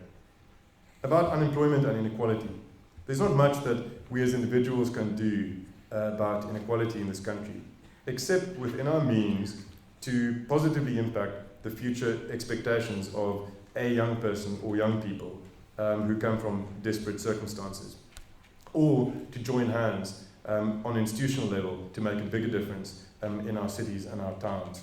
Today's teenager is the breadwinner of 2029. Die vlak van ontbering en hopeloosheid van klein landelike dorpies in Noordwes tot die Kaapse vlakte net hier naby ons is beskaamend hoog. Maar baie private organisasies spring in. Beursskemas, waaronder die Rapport Onderwysfonds, help jong Afrikaanse studente om vir hul onderwysstudies te betaal, meer as 1000 van hulle al. Op Bonnievale is die Jakes Gerwel Tegniese Skool met privaat geld en private skenkings van arbeid en sement opgerig. Dit het honderde jong kinders van die omgewing vir die eerste keer laat glo dat hulle uit die tronk van uitsigloosheid kan breek. In Tshwane bou solidariteit aan uitbreidings vir Soltech, ook die MOS-initiatief beplan private Afrikaanse skole vir alle inkomstegroepe regs oor die land. Dis die tipe projekte wat moedelose mense inspireer en daar's baie ander voorbeelde daarvan. Oral word private inisiatiewe meer belangrik, ook in die tersiêre sektor. And I'm not saying much about universities tonight, but only this. So more than 1 million students are currently studying in the tertiary sector. I hope my numbers are correct. And this represents a huge increase from the 1994 levels. And yet Stats SA said in the latest report that the number of private tertiary institutions currently consists of 125 higher education institutions, 50 TVET colleges, and almost 3,000 community training centres. Party ouers en studente wie se taalvoorkeure nie in openbare universiteite soos hierdie geakkommodeer word nie, sal ook private alternatiewe opsoek, maar baie sal nie en sommige sal nie kan nie. Dit gaan vir baie jong mense hierdie alternatiewe en dit wat gedoen word in die staatssektor beter uitkomste in 2029 help verseker. Ek wil nie in die moeras van die universiteitspolitiek wegsink nie, so wil aanstap na wat ons oor kaderontplooiing kan doen en dan ek net op so 'n paar bladsye oor. Ek glo vrye media, ek moet iets oor ons sê, is 'n belangrike teenvoeter vir die magsmisbruik wat kaderontplooiing impliseer, net soos wat onafhanklike howe is. Howe wat keer op keer senior kaderaanstellings deur die ANC ongeldig verklaar het. Die vrye vloei van betroubare inligting, 'n stem vir die oppositie en litigasie in openbare belang is alles dinge wat ons kan kies om te help of te verhinder. Nog bewyse dat die wat woeker in krisistye kan floreer, kom uit korporatiewe Suid-Afrika. None of South Africa's corporate giants were founded in times of certainty and guarantees about the future. When Old Mutual was founded in 1845, there were no guarantees, just like Standard Bank in 1862. 2 world wars, the 1930s depression, could have sown panic at Naspers, which was founded during the First World War here in Stellenbosch in 1915. But today Naspers is active in 130 countries and one of the biggest technology investors in the world. Sanlam was born in 1918 at the end of the First World War when the global order was upended and does good business now from Belleville to Bangalore. Wat sou van ons geword het as die stigters van daardie korporatiewe reuse destyds deur onsekerheid afgeskrik is? Waar sou ons gewees het sonder hulle verbeelding, hulle durf, hulle aanpasbaarheid en hulle risiko-aptyd? In die jare 90 het Suid-Afrika op die rand van 'n burgeroorlog gewankel, ons vergeet dit. Kodesa het amper misluk. Die Boipatong-slagting het gemoedere met reg laat ontvlam. Tog het Adrian Gore en Barry Swartzberg die mediese versekeraar Discovery in 1992 op die hoogtepunt van die onsekerheid tot stand gebring. Jy bou wanneer dit sleg gaan, sê hulle. In moeilike tye is bates laag geprys en geleenthede word misgekyk, want mense gee nie aandag nie, het Gore in Augustus gesê. Hy het erken dit gaan sleg in die land, maar hulle bou nou 'n bank. Swartzberg se pleidooi is dat entrepreneurs in die negativiteit vir geleenthede soek. Wanneer dit beter gaan, is die winste groot. Ook Michael Jordan het te midde van 2019 se paniek 25 nuwe sakeondernemings ondersteun. Daar's geleenthede oral as jy weet waar om te kyk. This brings me at the second reason for hope of 3, namely that government decay doesn't mean that everybody is suffering. Years ago, a colleague told me, she was asked by somebody overseas, how is South Africa doing? And she said, oh, South Africa, I mean, there are so many problems. There's state capture, there's corruption, there's inequality and poverty, until she realized that she's doing well. And there are many of us who are making a good living in this country. Dit gaan onder omstandighede goed met baie van ons. Daar's baie Suid-Afrikaners wat merkwaardige geleenthede gehad het om te gebruik of geleenthede geskep het deur durf of verbeelding. Dit gaan ook nie met almal finansiëel sleg nie. Baie beleggers het vir jare veel beter gevaar op die JSE as wat hulle oorsee sou. Warren Ingram van Galileo Capital het onlangs ons daaraan herinner dat vrees vir die onbekende en vir die toekoms is nooit 'n goeie fundament vir finansiële beplanning. En ons ook natuurlik daaraan herinner hoeveel duurder die lewe elders is as hier. So as jy jouself pantser op 'n manier teen staatsverval wat Ingram aanbeveel en wat baie ander al vir jare doen en wat ouers doen wanneer hulle kinders na privaat skole stuur, beperk jy jou risiko's terwyl jy steeds die geleenthede kan aangryp wat hierdie land bied. Die wonder daarvan is dat mense wat geleenthede aangryp om iets te bou, ook die land 'n beter plek vir al sy inwoners maak. 'n Entrepreneur se wins bou ook haar gemeenskap. There's a third reason why we should never be certain that everything is lost. When the lights, when there's a load shedding and the Springboks, don't win, everything is never lost. And this would be really bad at predicting the future. The American investment guru Warren Buffett said that predictions about the future say a lot about the predictor, but nothing about the future. So will a moderate, economically conservative coalition government govern South Africa in 2029, consisting perhaps of elements in the ANC, the DA, and other opposition parties of the Constitution? Will Malema be in tuinhuis or jail? The Afrikaans worked better. It said, sit Malema ten daai tyd in tuinhuis of die tronk. Dit is alliterasie. Tuinhuis or jail. We don't know, we really don't know. The Lebanese-American statistician Nicholas Nassim Taleb wrote in his amazing book, The Black Swan, The Impact of the Highly Improbable, that it's very problematic to learn from that which we know already, and to imagine that we can use our existing knowledge to predict the future. And he uses the example of the turkey, not the country, the bird, who becomes ever more certain of its continued existence until Christmas arrives, because all the data points in that direction. So our knowledge is much more fragile than we think. Taleb says that Europeans always believed, very certain of themselves, Europeans aren't they, that all swans are white until they discovered Australia. Please note the air quotes for whoever is making notes. Discovered Australia, okay? Because all empirical data pointed to the fact that swans were white, until the day that somebody saw a black swan. And Taleb writes, een enkele waarneming kan 'n feitestelling ongeldig maak wat gebaseer was op millennia se bevestigende waarnemings van miljoene wit swane. Al wat jy nodig het is een blykbaar nogal lelike voël. Het Taleb in 2007 geskryf. So something can be regarded as a black swan if it's highly unexpected and has a very, very big impact on the world, and nothing in the past predict that it could happen. Thirdly, we always believe that ex post facto, that we actually saw it coming, but it's never true. Never believe the journalists or the economists who said, I told you that would happen. And the more complex the world becomes, the harder it becomes to predict the appearance of so-called black swans. Think of 1914, says Taleb, or the rise of the Third Reich, or the fall of the Berlin Wall, which was celebrated Saturday exactly 30 years ago. Agterna lyk dit onafwendbaar. Vooraf sien niemand dit kom nie. Selfs die ANC, die val van die muur in 1989, nie geantisipeer nie. So, onverwagse dinge gebeur ook hier. En dit sluit spronge vorentoe in. Dit is in daardie onsekerheid wat nie net ons vrese opgesluit lê nie, maar ook ons hoop. Want die toekoms is nie vooraf bestem nie. Daar's baie waaroor ons tog gesê het. En 2029 sal daarvan afhang of goeie mense nou in 2019 woeker of op hulle hande sit. Baie dankie.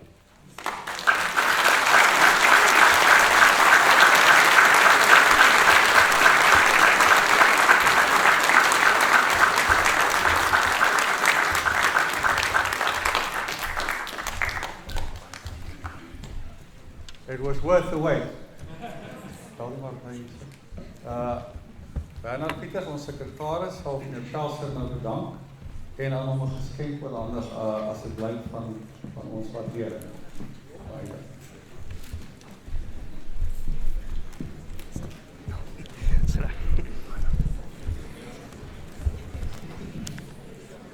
Goeienaand. Ek kan net baie dankie sê vir die positiewe einde, want ek moet sê daar op 'n stadium was ek so positief soos 'n elektron, so baie dankie daarvoor.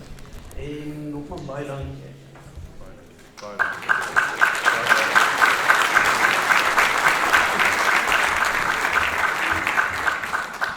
Baie dankie. Volgende aan die woord gaan die president van die Konvokasie praat. Ek oorhandig aan hom. Hy gaan terugpunt gee oor die Konvokasie en oor 2019. Baie dankie.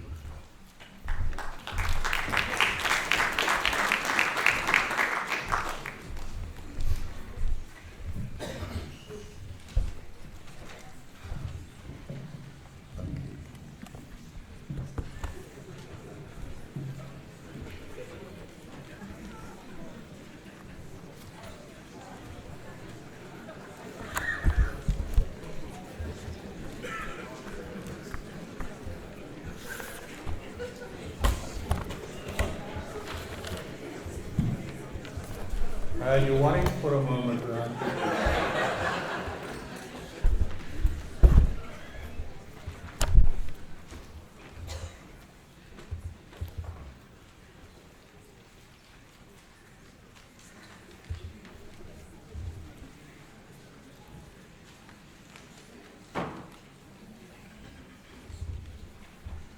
Mr. Chairman, ladies and gentlemen, if you have tears, prepare to shed them now. Because from a governance perspective, these are dark days for the University of Stellenbosch. From the perspective of the administration of justice at the highest possible level, these are dark days for South Africa. It was with a sense of utter disbelief and astonishment that we had to learn that the rector had telephonically contacted on a number of occasions one of 10 judges who presided over a matter in which the rector himself was the first respondent. I would urge you to think about this. It is totally irregular. To discuss with him the possibility of making himself available as a candidate for the position of Chancellor of the University before the matter was argued, and after it had been argued but before judgment was handed down. The Rector's response to the appointment of Judge Burton Fourie to investigate the matter, as reported in the Burger of 24 October 2019, that he had accepted Judge Cameron's initial response that he was not available for the position and that there was no further contact between them until after Judge Cameron was informed in writing that his nomination as Chancellor was acceptable to the applicants in the Constitutional Court case against Stellenbosch University, is not correct. For example, he called me on the morning of 26 August 2019, and during the course of the conversation and in response to a question by me, he told me that he had spoken to Judge Cameron a couple of times during the past 2 weeks. This was the reason why I reported the matter to his legal representatives.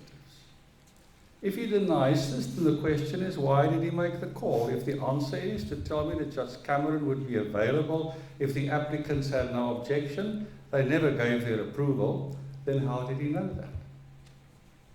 In any event, the contact between him and Judge Cameron subsequent to the latter's acceptance of the nomination, but before judgment was handed down in the matter, was also highly irregular. But Brutus is an honourable man. It was also with a sense of shock that we learned that the judge in question not only took the phone calls from the rector, but while the case was pending and before judgment was handed down, arranged to meet and met with the rector.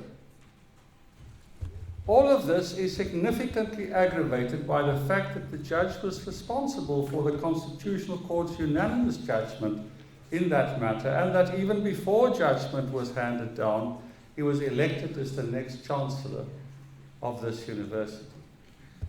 it gets worse.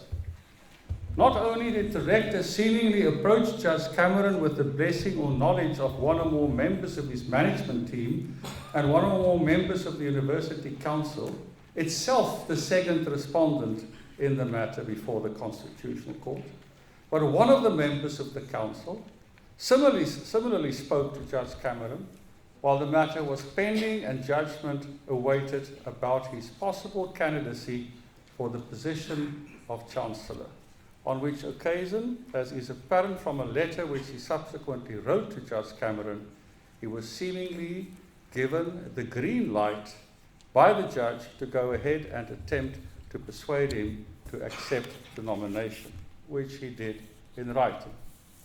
Of course, we raised this matter, serious as it is, with the Chief Justice, saying as we did, that the developments evidenced irregular and inappropriate conduct on the part of the judge who wrote the court's judgment and requested him to indicate what he intended to do about it. After 11 days, the Chief Justice responded nonchalantly and non-specifically that the procedure to be followed whenever a judge finds himself or herself in a potential conflict of interest situation were complied with in this matter. And I quoted that. Of course, this raised more questions than answers. In fact, it was no answer at all. We accordingly wrote to the Chief Justice and the acting Chief Justice asking for particulars of the procedure of which it was said that it had been followed, and of how and when the aforesaid procedure was complied with in the matter. This letter was dated 6 November 2019, and we have yet to receive a response thereto. Hopefully, we will get one when someone on Constitution Hill mercifully realizes that the boil has to be lanced and the facts have to be faced. This is a matter of huge constitutional import. I say this because Article 13 of the Code of Judicial Conduct provides as follows. A judge must recuse him or herself from a case if there is a real possibility, reasonably perceived conflict of interest, or reasonable suspicion of bias based upon objective facts, and shall not recuse him or herself on insubstantial grounds. Significantly, note 13 Roman 1 provides that recusal is a matter regulated by the constitutional fair trial requirement, by the common law and by case law. Note 13 Roman 4 provides that if a judge is of the view that there are no grounds for recusal, but believes that there are facts which, if known to a party, might result in an application for recusal, such facts have to be made known timeously to the parties, either by informing counsel in chambers or in open court, and the parties are to be given adequate time to consider the matter. According to the Burger of 24 October 2019, the rector responded as follows to Judge Fourie's appointment, and I quote, "Ek het beslis nie met die regsproses ingemeng nie. Ek is tevrede dat ek in absolute goeie trou opgetree het en dat die verkiesingsproses korrek verloop het. Trouwens, regter Cameron se nominasie vir kanselier het voortgegaan met die instemming van gelyke kanse. This is simply not correct. The judge's nomination as Chancellor did not proceed with gelyke kanses approval. The first point that has to be made is that the fact that he had variously been approached by at least the rector and a member of the council of the university was never disclosed to gelyke kanse or its legal team by Judge Cameron. It was disclosed to me during the rector's telephone call, a development which I virtually immediately reported to the university's lead counsel that very same morning. The fact that Judge Cameron had requested an indication as to whether or there would be an objection from the applicants in the matter if he were to be nominated as a candidate for the position of Chancellor was conveyed to me by my opposite number, not the judge, a day or two later, and with his knowledge and consent, I inform Judge Cameron as follows, and I quote, "It so happens that a number of alumni who have links with Konvokasie themselves considered nominating you as a candidate for that position, but in the final analysis decided against it because we concluded that it would not be appropriate to approach you in that regard in view of the fact that you are a member of the court who is seized of the matter involving Konvokasie on the one hand and the university on the other. Be that as it may, this serves to inform you that there will be no objection from the parties which I represent in that case to your acceptance of a nomination as candidate for the position of Chancellor to the Stellenbosch University." Article 13 of the Code of Judicial Conduct, to which I had occasion to refer you a short while ago, was clearly not complied with in the present instance, particularly if regard is had to the fact that the legal representatives of the applicants in the matter were never informed by the judge himself, or the Chief Justice for that matter, of the fact that the former had been approached by respondents in the matter. We only found that out after the case was argued, before judgment was handed down, because it was brought to our attention, clearly without the knowledge of his own representatives by the rector himself, in an obvious attempt to advance Judge Cameron's candidacy. These developments are particularly serious, especially if one bears in mind that the public at large and the applicants in the court proceedings only learned the full extent of the contact between de Villiers and Cameron and Meyron, the council member concerned, after the Constitutional Court judgment, authored by Judge Cameron, was handed down. It was, after all, only when the judgment had been delivered and it became apparent that the judge had dismissed very powerful facts and arguments put up by the applicants on, with respect, very flimsy grounds, indeed, that the correspondence between him and the rector and Advocate Meyron was finally called for. Only then did the full extent of the contact between the rector and the judge and the council member and the judge became apparent. To provide some perspective as to exactly how inappropriate this conduct was, I would mention that on occasion before the matter was argued, both lead counsels inquired whether they could have a telephonic discussion with Judge Cameron regarding aspects of the logistics of the case. The reason for attempting to speak to him about it being the fact that he was previously appointed by the Chief Justice as senior judge to attend to some aspects of the administration of the matter, which was in the Constitutional Court for more than 2 years before it was heard. Judge Cameron declined to take the call from the two advocates of the opposing parties.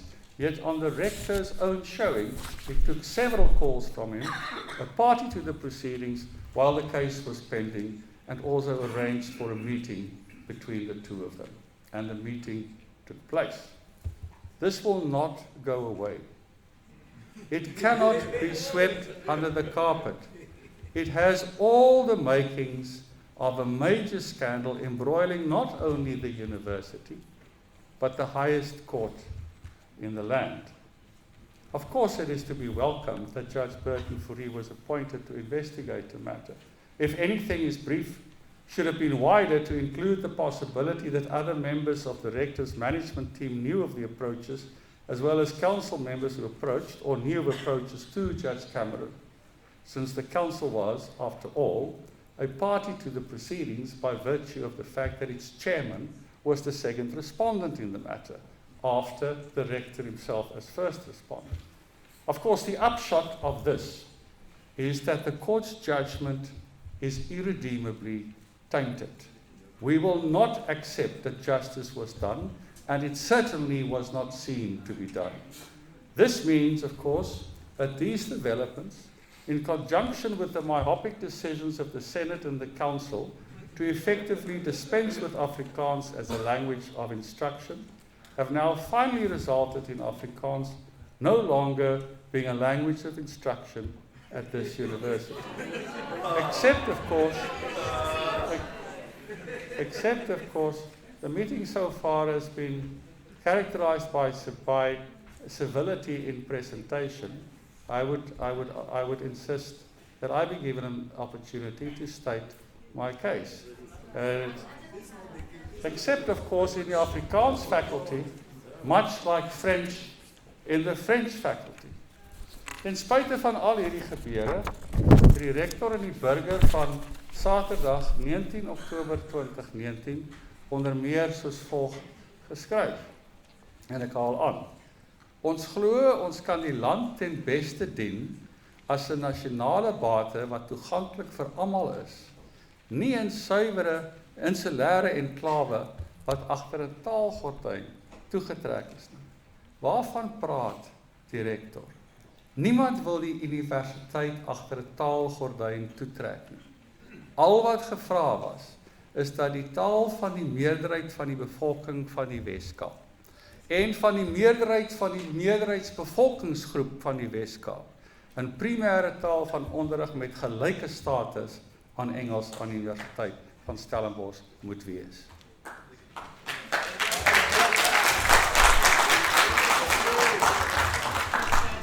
Die rektor sê ook, en ek haal aan die US bly Afrikaans een van ons 2 onderrigtale, om grondige pedagogiese redes. Sowat 8000 studente dui jaarliks steeds aan, Afrikaans is die medium wat hulle ten beste toegang tot die US se kennisbronne gee. En dit is hoekom ons aanbod daarin voortsit op innoverende maniere wat niemand uitsluit nie. Hierdie veralgemening is gewoon nie korrek nie. Hoekom luister die rektor nie na wat Frederik van Dijk, verlede jaar se primarius van Helshoogte, en Tiaan Alberts van jaar se primarius van Westveld sê en skryf nie. Daar kom van Afrikaans as onderrigtaal, soos ons voorspel het in die praktyk, niks tereg nie. Nogtans sê die rektor, hierdie keer by geleentheid van die bekendstelling van die eerste leerstoel vir Afrikaans by die universiteit, dat dit louter 'n snert is, dat die universiteit Afrikaans die rug toegekeer het, en dat die geleentheid en herbevestiging daarvan was, dat die universiteit voortgaan om Afrikaans as onderrigtaal te bevorder. Hierdie tipe stelling is soortgelyk aan die beweringe van die voorsitter van die raad, meneer George Steyn, in sy antwoordende beëdigde verklaring in die saak voor die Kaapse en konstitusionele howe, waarin hy by herhaling sê dat die nuwe taalbeleid nie 'n beduidende afskaling van die gebruik van Afrikaans as onderrigtaal aan die universiteit teweeg sal bring. Dit is nie wat die konstitusionele hof gesê het. Regter Cameron sê byvoorbeeld in paragraaf 6 van die uitspraak onder meer die volgende. Although the university disputed that the 2016 language policy invariably reduces Afrikaans tuition, claiming it merely reconfigures it, this is not so. The 2016 language policy effectively gives preference to English in circumstances the policy specifies. In die daaropvolgende paragraaf sê hy die volgende, en ek haal aan. The practical effect is that while undergraduate classes are still generally offered in Afrikaans, Afrikaans has lost its position of primacy. Instead, it is placed on a sandy footing where the deluge of English predominance, both local and global, could well destabilize and eventually topple it. End of quote. Of course, if he had had regard to the replying affidavits, which he declined to do, he would have known better still. He would have known, for example, that the rector told council member Johan Tron that the university was destined to become an English university. Volgens regter Vroneman se uitspraak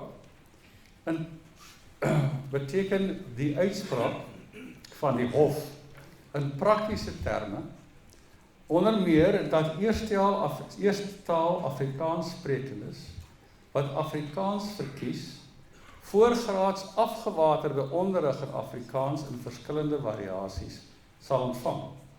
Andersins sal dit in Engels wees. Op nagraadse vlak sal hulle onderrig slegs in Engels ontvang. Die hof wou nie na getuienis kyk wat in repliek en nadat die nuwe taalbeleid in werking getree het aangebied is nie. En waar volgens dit duidelik blyk dat vir alle praktiese doeleindes Afrikaans, anders as in die Afrikaanse fakulteit, nie meer 'n taal van onderrig aan die universiteit is nie. So here, clearly, the law was an ass. It is like saying that if you bring an application that your neighbor must restrain his dog because it poses a threat to you, and the neighbor responds by saying that the dog is not a threat to you, you are precluded in your replying affidavit from saying that since he filed his answering affidavit, the dog had bitten me. Elders sê regter Vroneman dat hierdie standpunt landwyd herhaal word en dat eerste taal Afrikaans sprekendes wat Afrikaans verkies, sal by die Universiteit van Stellenbosch afgewaterde onderrig in Afrikaans ontvang, en ek haal hom aan, en onderrig in Afrikaans met Engelse vertaling by die Potchefstroom campus van die Noordwes Universiteit. This is a concurring judgment. Dit volg hy op met die volgende stelling, en ek haal aan. Mens benodig nie internasionale studies nie, waarvan daar vele is, om te besef dat hierdie stand van sake Engels as dominante taal bevestig, nie net op tersiêre vlak nie, maar, soos ons sal sien, ook vanaf laerskool na hoërskool tot by universiteit. Menings mag wissel oor die wysheid hiervan, maar dit is seer eienaardig, sê die regter, seer eienaardig, dat hierdie hof, die uiteindelike bewaker van minderheidstaalregte, ingevolge die grondwet, sy goedkeuring daaraan gee. Vervolgens sê hy ook, die derde mees kommerwekkende gevolg is vir die hoofsaaklik swart en bruin mense op die laagste sosio-ekonomiese skaal van ons samelewing. Hulle woon die swakste toegeruste skole by, beide in befondsing en personeel, in die landelike en stedelik gemarginaliseerde gemeenskappe en word die meeste benadeel deur slegs Engels as hul keuse van onderrig. Hulle ontvang onvoldoende moedertaalonderrig wanneer hulle opvoeding begin en die Engelse onderrig is ook dikwels van 'n swak gehalte. He continued as follows, and I quote, "The evidence before us shows that Afrikaans is the home language of a significant proportion of brown people in the Western Cape, and also the Northern Cape. It also shows that they are predominantly working class people, and that many of them are not proficient in English." I may point out that you are laughing at the judgment of a concurring judgment of one of the Constitutional Court judges. Statistically, they are the smallest of all population groups proceeding to tertiary education. Poverty means that it is more difficult for them than for most even to aspire to tertiary education. And if they do get that far, they have only one university to go to in the Western Cape where Afrikaans may be chosen as a medium of instruction. Now, when they arrive at Stellenbosch, said the judge, they will find that their choice of medium of instruction is not as comprehensive as those more privileged students who choose English. The grim message that seems to be sent to this segment of extremely marginalized brown people is that if they are to be accommodated, they need to grow out of poverty and learn English fast. There is something deeply disturbing and wrong about this. End of quote. And yet he agreed with the outcome of the Cameron judgment. World-renowned expert on universities, Professor Phil Altbach, posed the question, what is an academic community? He responded as follows to his own question. It includes a sense of generally shared academic values with a commitment to a university, to colleagues, and to students. And with it, I would venture to say, honest debate, putting arguments against argument, civilly, and in civilized fashion. If this is true, then at governance level, the Stellenbosch University is the antithesis of an academic community. For example, you should be deeply concerned about what I'm about to tell you. For example, I cannot use the university's database to communicate freely with alumni or members of the Convocation, because everything that I may want to communicate has first to be approved by the rector and the chairman of the council, and there you have it. Censorship in the 21st century in an open democracy at a Universitas Magistrorum et Scholarum. The last time when I spoke to the chairman of the council at an occasion in this venue, where we were both guests, and asked him how he was, he swore at me, said that he was not obliged to tell me how he was, and walked away, subsequently to deny, when the press asked him about it, what he had said to me. More recently, I requested a copy of the Executive Committee of the Council's resolution to appoint Judge Burton-Free, also since I had to testify before him and wanted to know firsthand what his brief was. The Registrar of the University responded to me this morning by saying that she had discussed my request with Mr. Steyn and that the committee reports do not get put in the public domain as a rule, since it is regarded as internal council documents. Accordingly, my request was turned down. I wonder whether he would have been turned down if the Chancellor of the University, who is not a member of the Council, had made a similar request.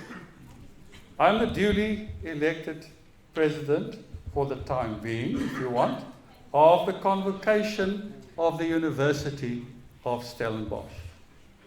I was elected as a council member on 2 occasions by members of the Convocation with the most votes. I have stayed true to the position adopted by my immediate predecessors in respect of language of instruction at this university, as I have stayed true to the popularly expressed views of the Convocation itself. I shall not sit down and keep my own counsel, because mythical kings can do no wrong. However, if the chairman of the council and the rector do not resign their positions in the near future, and if Judge Cameron is sworn in as the next Chancellor of the university, I will no longer be prepared to remain President of the Convocation.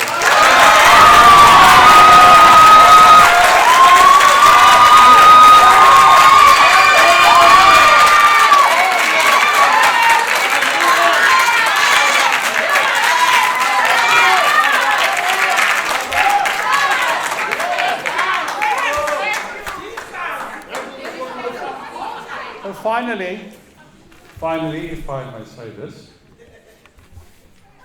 I have acted according to my insights in the best interests of the university for more than one term in office as President of the Convocation. I am convinced that what I did was in the best interests of particularly the population and the impoverished people of the Western Cape. I have not sinned against the university. If anything, I was and is being sinned against. The kind of intolerance that I am experiencing is something that I've had to contend with in various fora over the years. It is characterized by an absence of solid arguments, an absence of a preparedness to listen to the other man's point of view, and an absence of a willingness to reach common ground. So what you do if you don't have answers to questions, nor arguments to meet arguments, is you decide to vote on the matter. I am indebted to you for coming, and I thank you for listening to me. Thank you very much.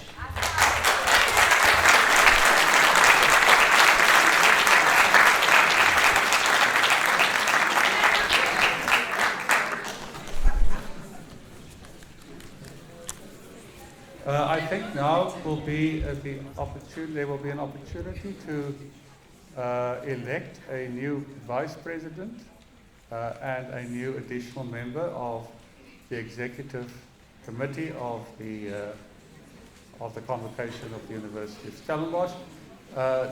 May I ask first for proposals for the position of vice president?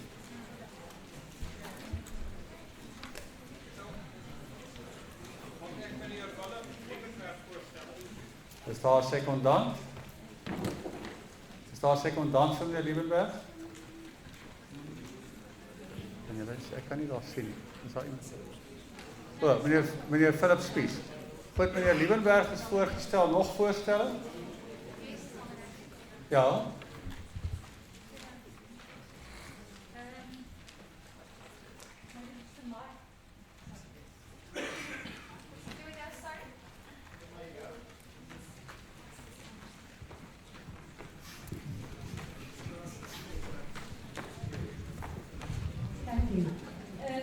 Mr. President, I would like to nominate Dr. Leslie van Rooy for Vice President of the Convocation. Dr. van Rooy, are you here? In the back. If you allow me just a short motivation, would that be in order? Well, we don't normally allow that, or we didn't do that, but yes, please proceed. Thank you, Yeah. thank you. So Dr. van Rooy is the Senior Director for Social Impact and Transformation at Stellenbosch University, and he's also the head of one of our male residences, Sigmundsberg. Dr. van Rooy has not only played, is currently playing a significant role in the local Stellenbosch community, but he also connects extensively with Stellenbosch University's national and global partners. Hy is ook die nouste betrokke by die woordfees wat onder sy leierskap resulteer. En ons is veral bekend met die projek Woorde op 'n Wêrelde, die Wild School Project, wat 'n beduidende impak op ons gemeenskap en op die universiteit het. So dit is my voorreg om Dr. van Rooy te benoem. Dank u. Dankie. Het daar 'n sekondant vir Dr. van Rooy? Daar agter is 'n sekondant. Goed, dan is daar is daar nog nominasies? Het lyk nie so nie, dan sluit die nominasies nou en sal ons oorgaan tot stemming vir die visiepresident van die Konvokasie.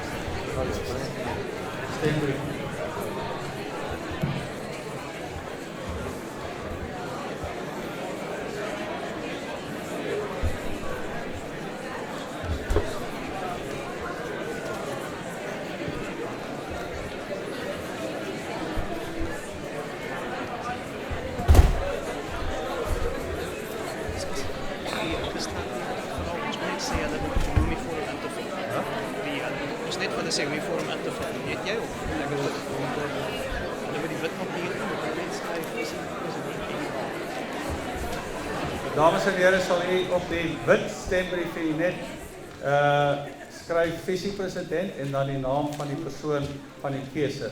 On the white form, which is for ballot paper convocation, write please, if you will, the vice president and then the name of the person of your choice. Thank you.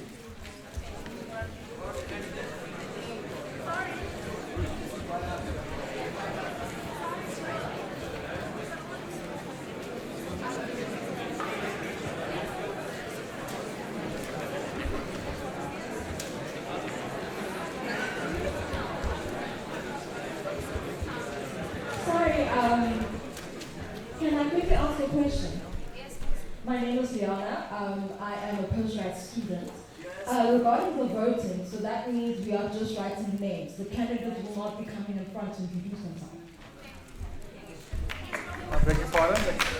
I'd like to know whether we are just voting on the basis that we heard their names, or will they be coming forward to introduce themselves? No, we just vote. Because I don't know, I think I missed the Liebenberg, so I feel like the voting will not be fair because I'll be voting just on which name I like. Do you want Dr. van Rooyen to come and stand in front? Yes, both Dr. van Rooyen and Mr. Liebenberg to perhaps give a short introduction to who they are and why as... No, I'm not going to allow that. That introduction was made by the proposer. Dr. van Rooyen, wil u net vorentoe kom dat die gehoor hier kan sien asseblief. Dankie. Dankie.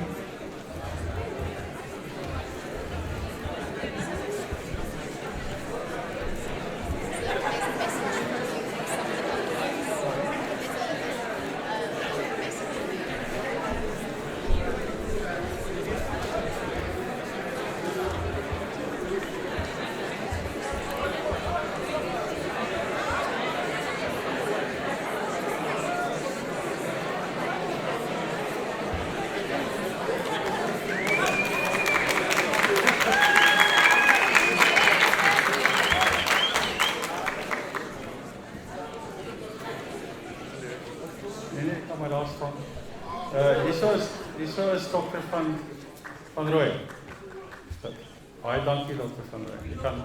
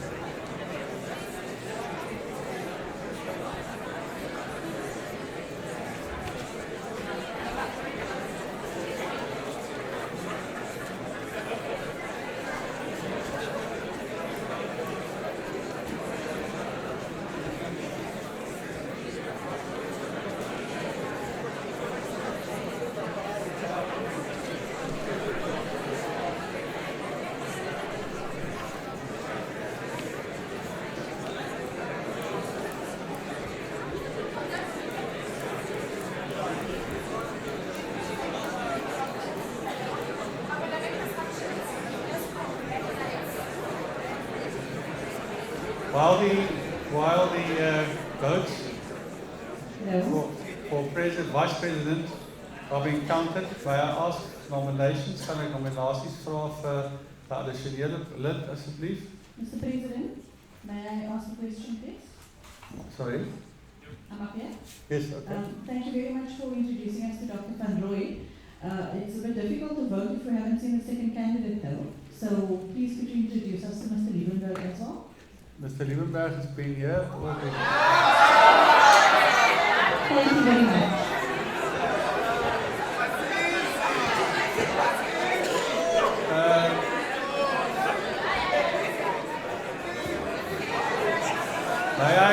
May I ask for nominations for the position of Vice Chair of additional member? Yes, Professor.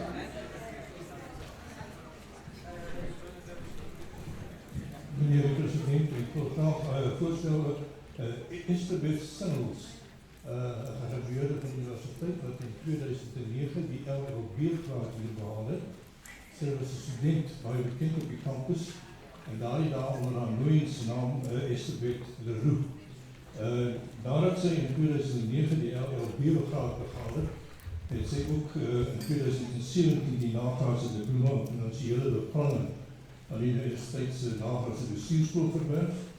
Sy was 'n finansiële adviseur vir 'n groot finansiële onderneming hier in Stellenbosch, 'n boedelbeplanner by 'n prokureursfirma en 'n standskandidaat prokureur van die prokureursfirma Vrydenstein Prokureurs in Durbanville, sodat sy redelik beskikbaar is. Ek glo dat beide haar die jeugprofiel van die uitvoerende komitee en die geslagssamestelling van die uitvoerende komitee sal verbeter. Ek stel voor Stellenbosch Singles. Stellenbosch Singles has been nominated, is genomineerd. Is daar 'n sekondant voorgestel? Is daar 'n sekondant?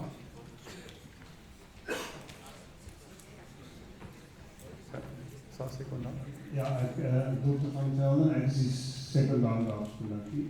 Okay, is daar nog voorstelle?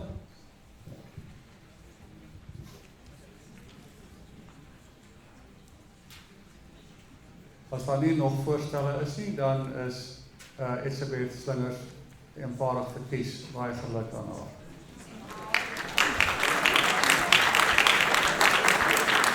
Ek hoor dan dat u geduldig sal wees terwyl ons wag vir die uitslae van die verkiesing van die visiepresident. Baie dankie. Maar miskien kan ons intussen aangaan, is meneer, ek het 'n boodskap, is meneer Frans van Maree in die gehoor.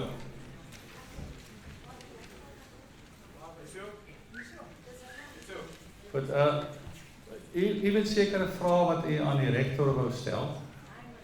Ek het die vraag, u kennis gegee aan die sekretaris van daardie vraag voor hierdie geleentheid. En omdat daar geleentheid was, is die rektor gevra of hy die vraag sal beantwoord en hy het aangedui dat hy nie bereid is om die vraag te beantwoord nie. Is dit nog die posisie deur die rektor? Die rektor het aangedui hy wil die vraag nie beantwoord nie.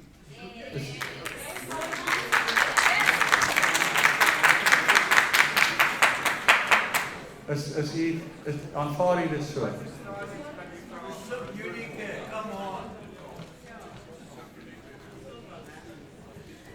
Okay, at what stage will the questions be answered? When? In the room of Afro Forum, that's what Sir, would you repeat the questions? Yes, I can repeat the questions. If you will give me a moment, then I will find them and repeat them.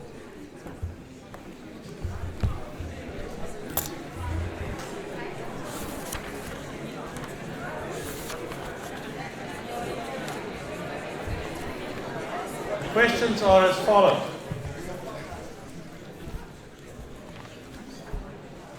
Gegewe die hofuitsprake wat Dr. Wouter Besson uitgestel het van enige onetiese gedrag tydens sy weermagperiode, sal U.S. en spesifiek Dr. Wim de Villiers hom nou onvoorwaardelik om verskoning vra vir die skade wat hy aan sy persoon gelei het. 2. Gegewe die dissiplinêre proses wat Dr. Tim Noakes vrygespreek het van onetiese gedrag, sal Dr. Wim de Villiers nou onvoorwaardelik verskoning aanteken teenoor Dr. Tim Niks. Dit is die vraag, as ek reg neem. Ek het tweede hier, maar los dit daar. Gaaf, ek het hier reeds meegedeel wat die rektor se antwoord is. Hy is nie bereid om op hierdie vraag te reageer. Baie dankie. Mr. President? Yes. Mr. President, would you entertain a point of information perhaps? Can someone assist me to indicate where the person speaking is? Because I've got... Mr. President, would you entertain a point of information, or perhaps clarity? May I ask, I think it's really important since we're all graduates and also guests of those, that we're all able to engage quite meaningfully and also orderly. Is there any chance that you could perhaps clarify for those of us who are very unclear as to what the meeting rules are, if any exists, and if there could be a practice, what those would be, so that anyone is able to freely follow and also make a meaningful contribution? Because currently it's a little bit disorderly. I'm not quite sure what the points of most of our conversations would be, and I'd like to meaningfully participate. Do we have meeting rules? If not, when could we have them, sir? We have meeting rules, and we are waiting for the outcome of the voting. And as you have stood up now to take the opportunity to ask me the question you just asked me, someone else stood up and wanted to know whether the rector would respond to questions which he had asked to be tabled on this occasion, and of which the rector was duly informed, whether the rector would be prepared to respond to them. And the rector has indicated, and I've conveyed that he does not want to, and he will not respond to them. That's all. Goed, ons wag dan vir die uitslag.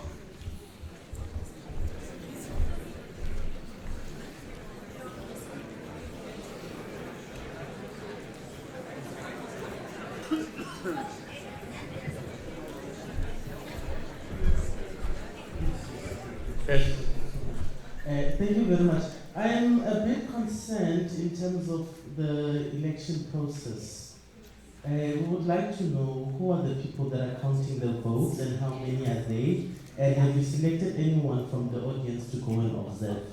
You are more than welcome to go and look. The people, the persons responsible for counting the votes are officials attached to the Department of Alumni Relations of the university. None of the elected members of the council of the convocation is present or is assisting to count. Chair, I think this also goes back to the question that the gentleman over there asked about the rules. Yes. Because we have not been given any guidance in terms of that, the procedures that are constituting this house entirely. Yes, it was, well, I mean, as you probably saw, and I'm sure you've exercised that right, you have the right to vote for a person of your choice for the position of Vice President. And I explained, and I'm not going to be interrupted by you. I'm going to, you have had an opportunity, and I've explained to you how you should vote, and I'm sure that you voted in accordance with that procedure.